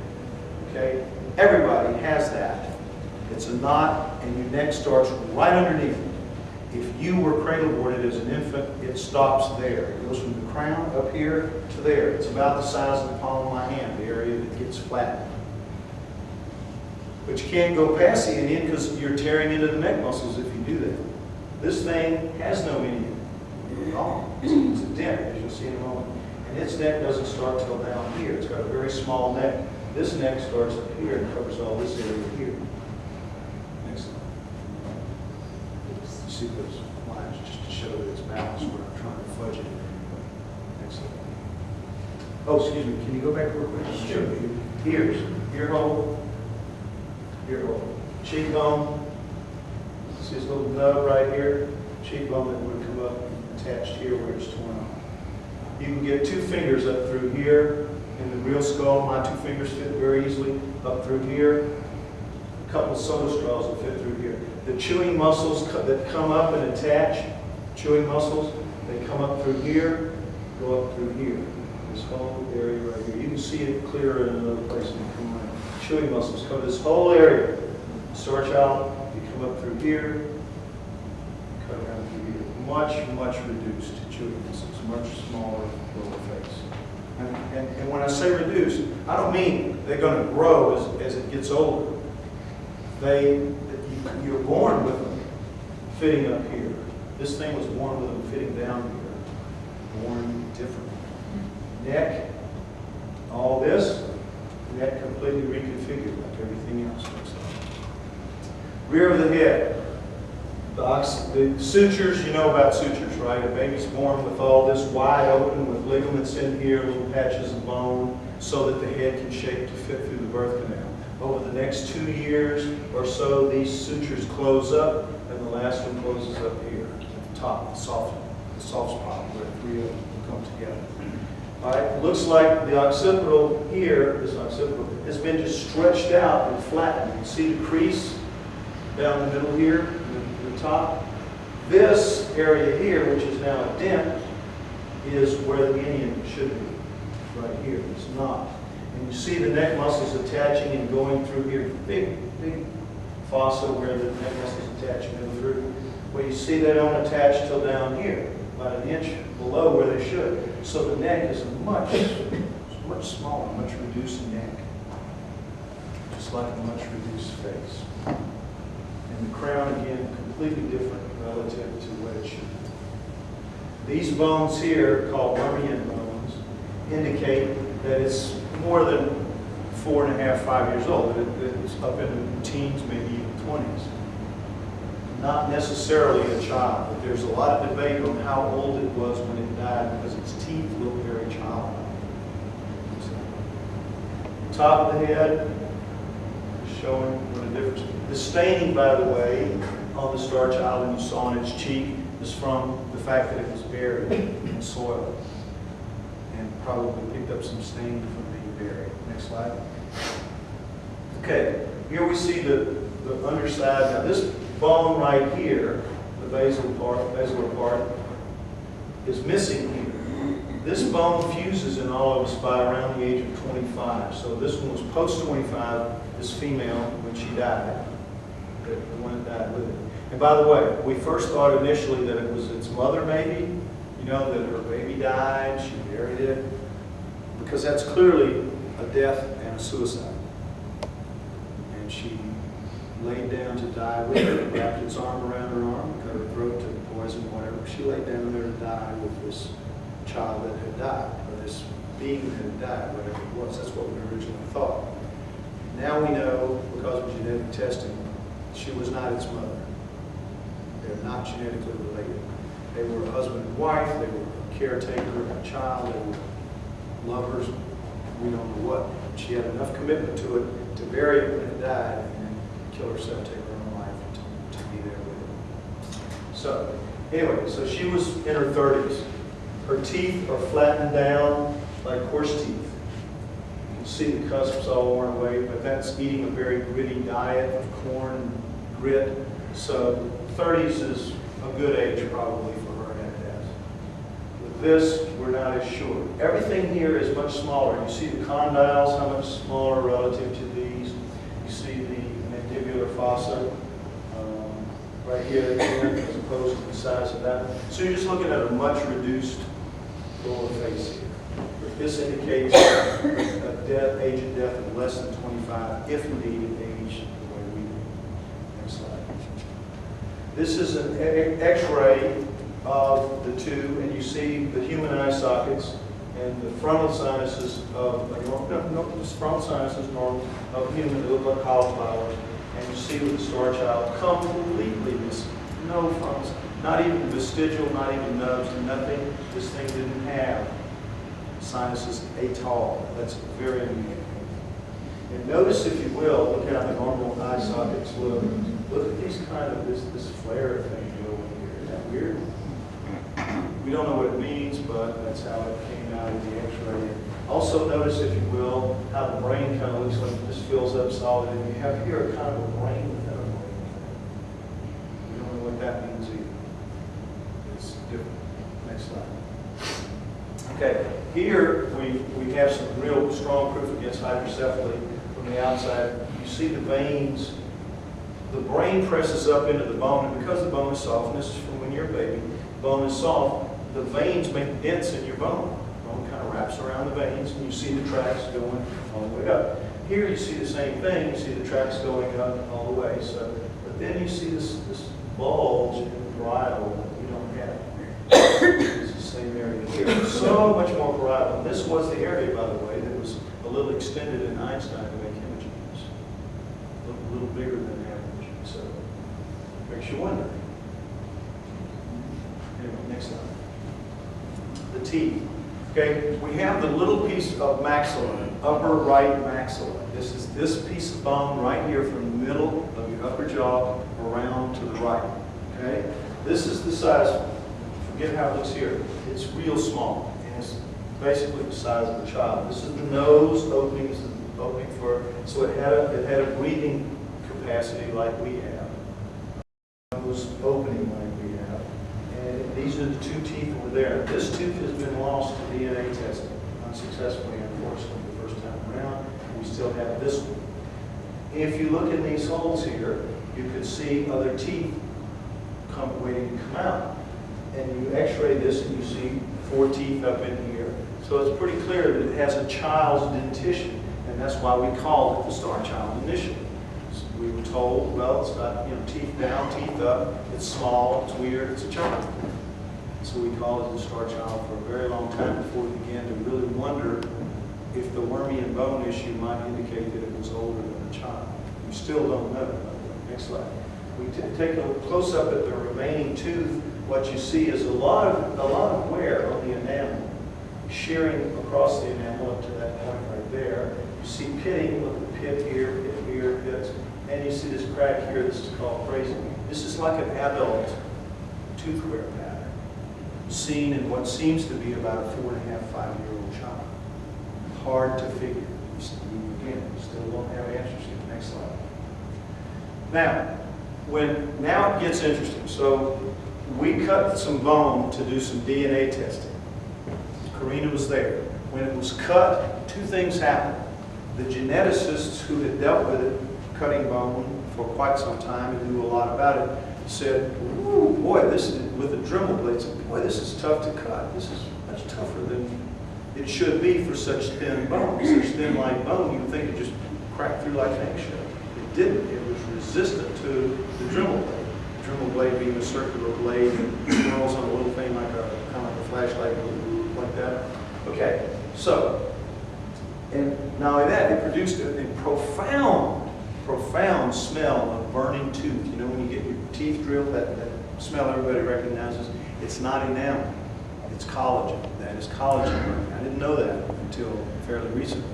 That smell is burning collagen, not enamel. Bone is made of 2 things, calcium hydroxyapatite or apatite, and collagen. Enamel is distinctive for tooth, so that is burning collagen that you smell. Strong smell of collagen. So we were surprised by those two things, but the hardness issue was the one that got them. They said, you ought to have this tested. Now, the DNA proved, first time through, they took the bone like this, a piece like this, and they put it in the normal dissolving fluid, which is called EDTA. Now, EDTA is just a dissolvent that you take normal bone and it'll dissolve it away in about a week. And then they go to work on taking away everything except the DNA and do the DNA testing about a week. And they said, well, it's so thin and so different, so light, you know, it's probably going to be maybe 3 days, maybe 4 days, and the EDTA will dissolve it and get started. 10 weeks later, it looked the same. 10 weeks later, it looked the same, not dissolved at all. So they said, we're going to put a detergent in it called Tween 20, and that's pretty strong, and that should take it down, should take at least some of it down, so we can work with it. They put the Tween 20 in it, poof, gone, overnight, gone, gone, gone. Completely dissolved overnight. That was a surprise too. But they used what the liquid that was left, and they tested it, and now the mother, her mitochondrial DNA and her nuclear DNA came up really beautiful, no problem. The assumption being that in 900 years, being in a mine tunnel, not being rained on, not being dried out, not being bleached by the sun, all that, it should be, the DNA should be well preserved, and it was in the human. Star Child, the only difference being it was buried, its mitochondrial DNA, its mother, the part that comes from its mother, came up beautifully, no problem. The nuclear DNA, which is from the inside of the nucleus, you know, in a cell, the mitochondrial DNA floats outside the cell, and it's like little chips of stone, and it's very durable. The nuclear DNA is the chromosome package inside the nucleus, and it's fairly fragile. It didn't, for whatever reason, come up. They tried it 4 times. Each time, the mitochondrial DNA came up easy, the nuclear DNA did not. Couldn't figure it out. They said, well, there must have been some kind of weird degradation going on. It's understandable, it was buried, might have been very acidic soil, it was buried in, got some staining, so we kind of excused it away. We just said, we're going to have to wait a while until the primers get more sophisticated to get the nuclear DNA, but we believe nuclear DNA is here because the mitochondrial DNA is so easy to recover. Okay? So they said, in the meanwhile, you should test the bone to see about the chemistry, to see why it's so hard to cut. Because that's unusual. Not worried too much about the smell. The smell is a secondary to why it was so hard to cut. So finally, the lady who had put up the money for the DNA testing, she had taken a partner named Grant Singleton, who's now a partner in the deal, and he now runs Cognoscence, and he arranged to have the bone tested with the scanning electron microscope at the Royal Holloway Scientific Institute in London, which is a castle, a really big castle that's been converted into a scientific institute. So in the scanning electron microscope, this is what we saw. This is the cortical bone layer, outer, it's like a sandwich. Bone is like a sandwich at this type. The cortical layer outside and underneath, and the inside are the cancellous holes. And in here is where the marrow goes. The marrow moves. Bone it doesn't have vessels and things like that. It has these holes, and the marrow just kind of oozes through the cancellous holes. With me? So when they looked at the scanning electron microscope and took the pictures and they saw this, they said, holy smokes, what is this? These things here, see these? These are not known in bone, regular bone. Never seen before. Don't know what they are. Next slide. We're going to look at a couple of them up close, but these are just samples of others that were in many of the cancellous holes in the Star Child. Very strange. Next slide. We're going to look at that one first. We call it the knot. Now this looks like a little thin piece here that got wrapped up somehow in this, came out here, and all this is wrapped around it. When we first saw this, we thought, well, it must be some kind of capillary of some kind. But there are no capillaries in bone. It's not the way bone is set up. What is it? Next slide. This doesn't look the same. This is more like threads or hairs. What is it? No idea. Next slide. This was a piece of just another area of the same piece of bone, which, by the way, is as big as my thumbnail or your thumbnail. Not a big piece of bone at all. Cut out of the star child right up here. Use your thumbnail. The blade was cutting fast, and as he came to the end of the cut, he let up on it a little bit. The speed is, we got a rougher cut here. Now, we're going to focus on this area right here. Next slide. See what you get? Look at these thready-like things starting to appear. Next slide. We're getting closer. Next slide. See it? Here, up to here, up to here, shredded. Now these chips of stuff are just the bone residue thrown out by the cutting process. You saw it all in the cancerous holes. Look at this little knobby thing here. Next slide. Move up to there. Here it is up here. You see this going up, and you see it heading up. This, whatever it is a different kind of thing, and this is a piece of it. But it's shredded, folks. Understand, it resisted the Dremel blade, whatever it is, stronger than the bone. That's what's amazing about it. Next slide. Now, you see this going up. This is this stub thing here. It goes in and disappears into here. And there's another piece growing here that's different. And it looks like it fans out here. So when we saw this, the experts that were with us said, you know, this looks like it might be fungi or bacteria or something that's grown on the bone since you cut it. Why don't you have it tested by mycologists, or at least looked at by mycologists, and see what they say, mycologists being specialists in fungi and bacteria. We took it to 3 in England, including the very best England has. Best mycologist. He said, I've never seen anything like this. I've never seen this in bone. I have no idea what it is. But there are 30,000 possible examples of fungi or bacteria. Maybe I don't know them all. And you need to have it tested to find out what it is for sure, which we agree with. We do need to have it tested. There's a test called Long Talk that will tell us this. Fairly sophisticated, fairly expensive, but it can nail us down one way or the other. But he says, I don't think this is bacteria or fungi. It looks like something built into the bone. Next slide. Now, what also is weird about it is these things are high in silicon. They have about 25% silicon in them, whatever they are, which is unusual. You see here, again, the base of it, going on up. Don't know what it is. Next slide. Now, here's another one that's not out of a cancellous hole. It probably came from a cancellous hole, but it got sheared loose and it ended up here. It could have come from here. We don't know. But this is another one. No idea what it is. Next slide. We're going to look at this piece here. Next slide. See how it is kind of like a praying mantis, and notice here it's shredded off. It didn't cut, it tears. So our thought was, well, maybe this is part of what's making it so difficult to cut. Maybe it's some kind of fiber network that's laid through the bone that keeps it resistant to cutting. We don't know.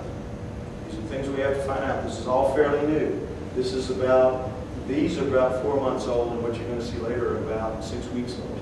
This is all new stuff, hot cotton.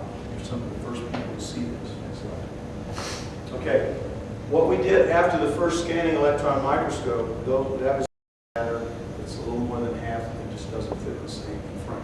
Next slide. Now, this is the inside surface of the human female skull. Notice that this is an incrustation made up of silicates, sand and dust and grit, that is just collected to about a 1/16 of an inch layer on the inside of the skull. This is normal for 900 years in a high desert environment. Next slide. This is the outside of the human female skull. The shine is again due to the shellac that is put on. And see these dimples. This is dimpling on the surface of the skull. Again, perfectly normal. This is what you would expect. Next slide. Those dimples would be under the incrustation, if you can see it. Now, this is the inside surface of the star child, and you do see the dimples. They're very shallow, but you do see them. And what do you notice? No incrustation, even though it was buried for the same 900 years. You would expect more than you see, but for some reason you don't see. This is the outer surface of the star child. You see no dimples at all. No dimples at all. Very strange. Next slide. Here you see a comparison of the two. See the human female inside with the incrustation that one would expect. And we see here Next slide. You see the outer surface of the human with the dimpling that is normal, and you see the outer surface of the star child with no dimple. Anybody can see there is a significant difference between these two. And they should be, it doesn't matter how deformed you are. If you're human, the bone ought to be human bone. You think. Whatever's left should be human. Next slide. Okay, now, after that was done, a guy that we contacted who's a specialist in this said, we're going to now take the bone and instead of cut it, we're going to take the cut piece and we're going to snap it. We're going to break them, both the human and the star child, and get what are called fracture edges. And then we're going to take them and polish them down with lapidary tools, with the jeweler tools. We're going to very slowly and very carefully take it down, flatten it out, and make sure that no crud gets in the cancellous holes, because they were looking to see what causes the toughness. And because it looked like some of the layers of the cortical bone seemed to have a chemical reading of enamel. And so the thought was, well, maybe we can find some sign in the star child bone of enamel of layering rather than what humans have, which is sort of like poured concrete. So this is the human polished. One side, the outside, the outside of the head, there. And you see polished how clean the bone is. Do you know why? When you die, you carry within your body the bacteria that are going to consume you down to nothing over time. Mother Nature cleans her plate. If she didn't, we'd walk out of here and there'd be 1,000-foot-high piles of bones out there. Mother Nature cleans her plate. How does she do it? She puts in you when you're born the bacteria that are going to eat you up when you die. And there are bacteria in you that eat your marrow out. And that's why normal cancellous bone looks like this, like it's been licked clean, because it has. And also, normal human bone looks like alabaster. It's beautiful, isn't it? It's polished and shined up like this. Beautiful. This is how it looks. Next slide. This is just the other side. And this is the inner layer, and that is the layer of incrustation that you saw flat on a while ago. And you see a little bit of like layering here, but you see it's very irregular and it goes down kind of like in sheets, kind of like, again, poured concrete. But again, you see how clear the cancellous holes are. Human. Next slide. And you see the star child, and you see difference. It's kind of milky. It's got thicker banding here. And that's what read out like enamel. So that could have something to do with the toughness of it.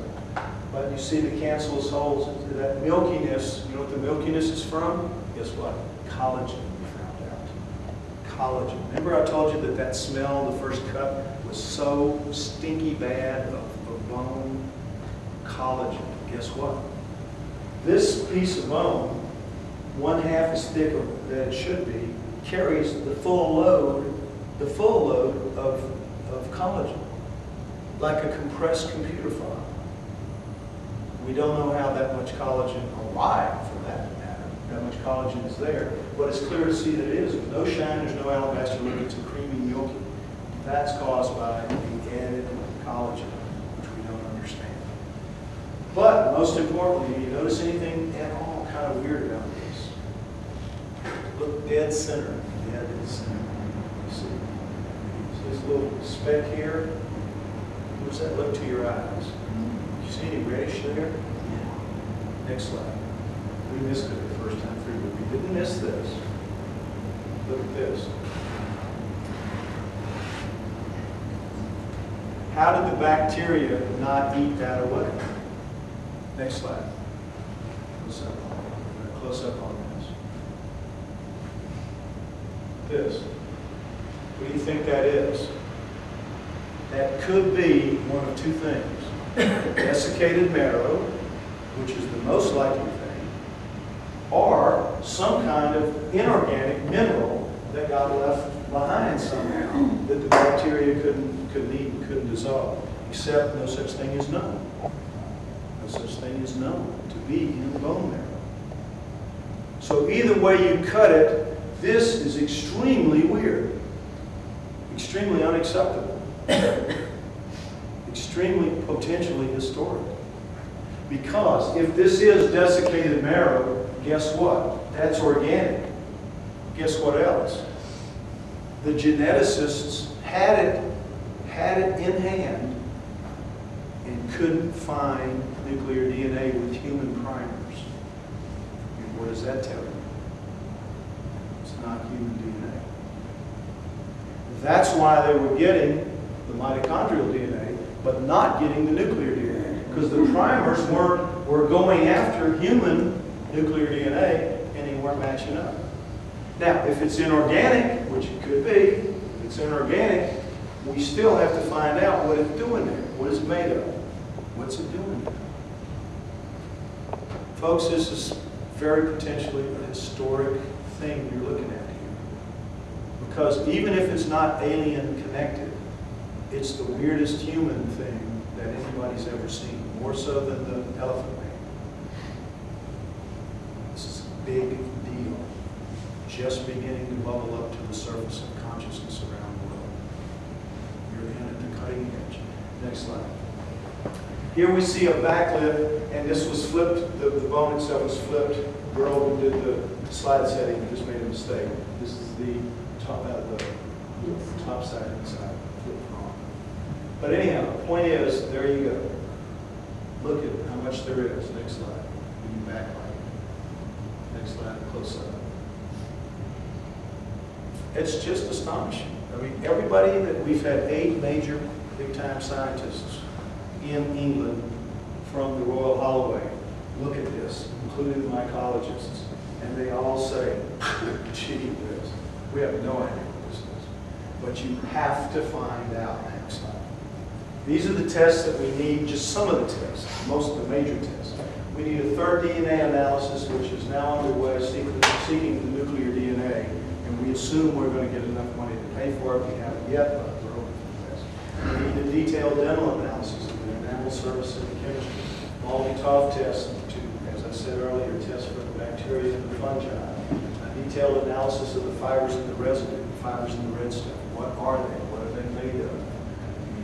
To know that. Microtomography, 3D data on the internal structure, what's making it so hard. Inductively coupled plasma spectrometry and laser radial spectroscopy for trace elements. Are there trace elements in here that don't belong? Are there trace elements of things we don't have normally on Earth, or things we've never heard of, or combinations that shouldn't be? Test all that. Light element stable isotope analysis, strontium lead isotope ratios. The isotope ratios analysis, what they tell you is where the thing lived, what its environment was like, what it left behind, its bone, what its environment was like. It's amazing what they can do with these things. They're very sophisticated and they're very expensive, but boy, they're just amazing. X-ray powered diffraction, crystal, biomineral, to tell us about that. More scanning electron microscope examinations on multiple fracture surfaces, to see more of the fibers, to see more of the red stuff and try to see what it is.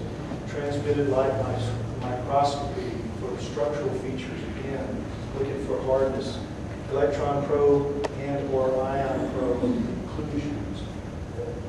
Just stuff they want to know. I don't even understand most of it. Analyze incrustations inside those skulls and visit the recovery area in Mexico and take soil samples to make sure that matches up, to make sure that the soil incrustation came from where the skull supposedly came. We assume that they did, and which is what we absolutely have to prove it. A clay model reconstruction, facial features, that's something we just kind of like. We can use that, but we're going to use whatever money we get to do the testing first because that's more important. But what we have to do, what we've been told by the scientists now is that we are working on, everybody hears me without me bothering this. Okay, that we are working on something that is so important that it has to be done at a certain level of sophistication now. Next slide. And because of that, this is what has to be done. We need between 50 and 100,000, probably more like $100,000.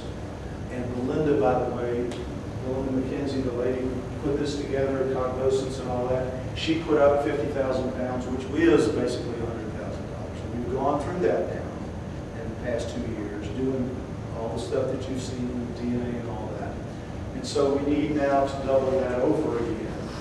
So we've got to find somebody with deep pockets who's willing to, this is not a business deal.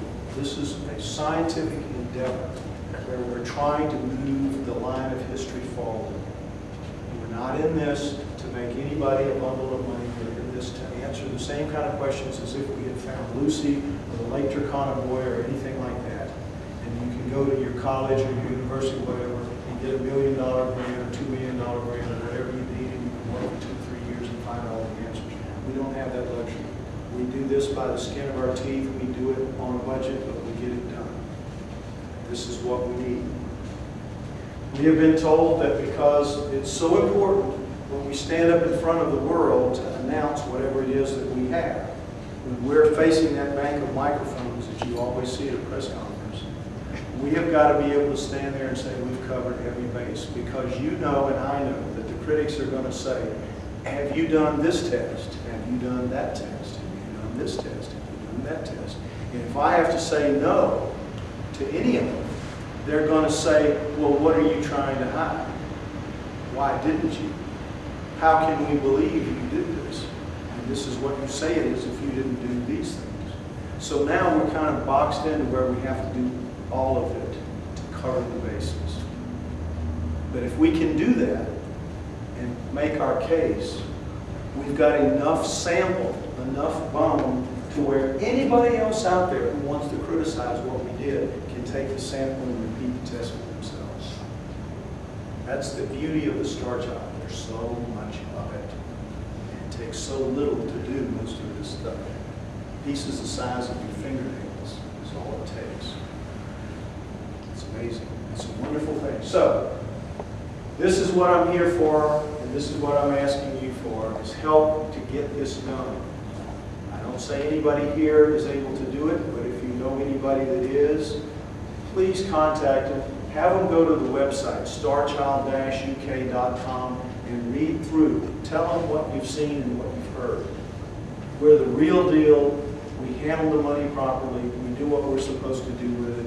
And trust me, if you don't believe anything else, believe that I'm not in it for the money or anything else. I just want it over with so I can go back to my world and my life as a human origins researcher. This is not my game. I want this over with. Thank you for coming. Appreciate it very much. I won't keep you any longer with this. You can clap now if you want to.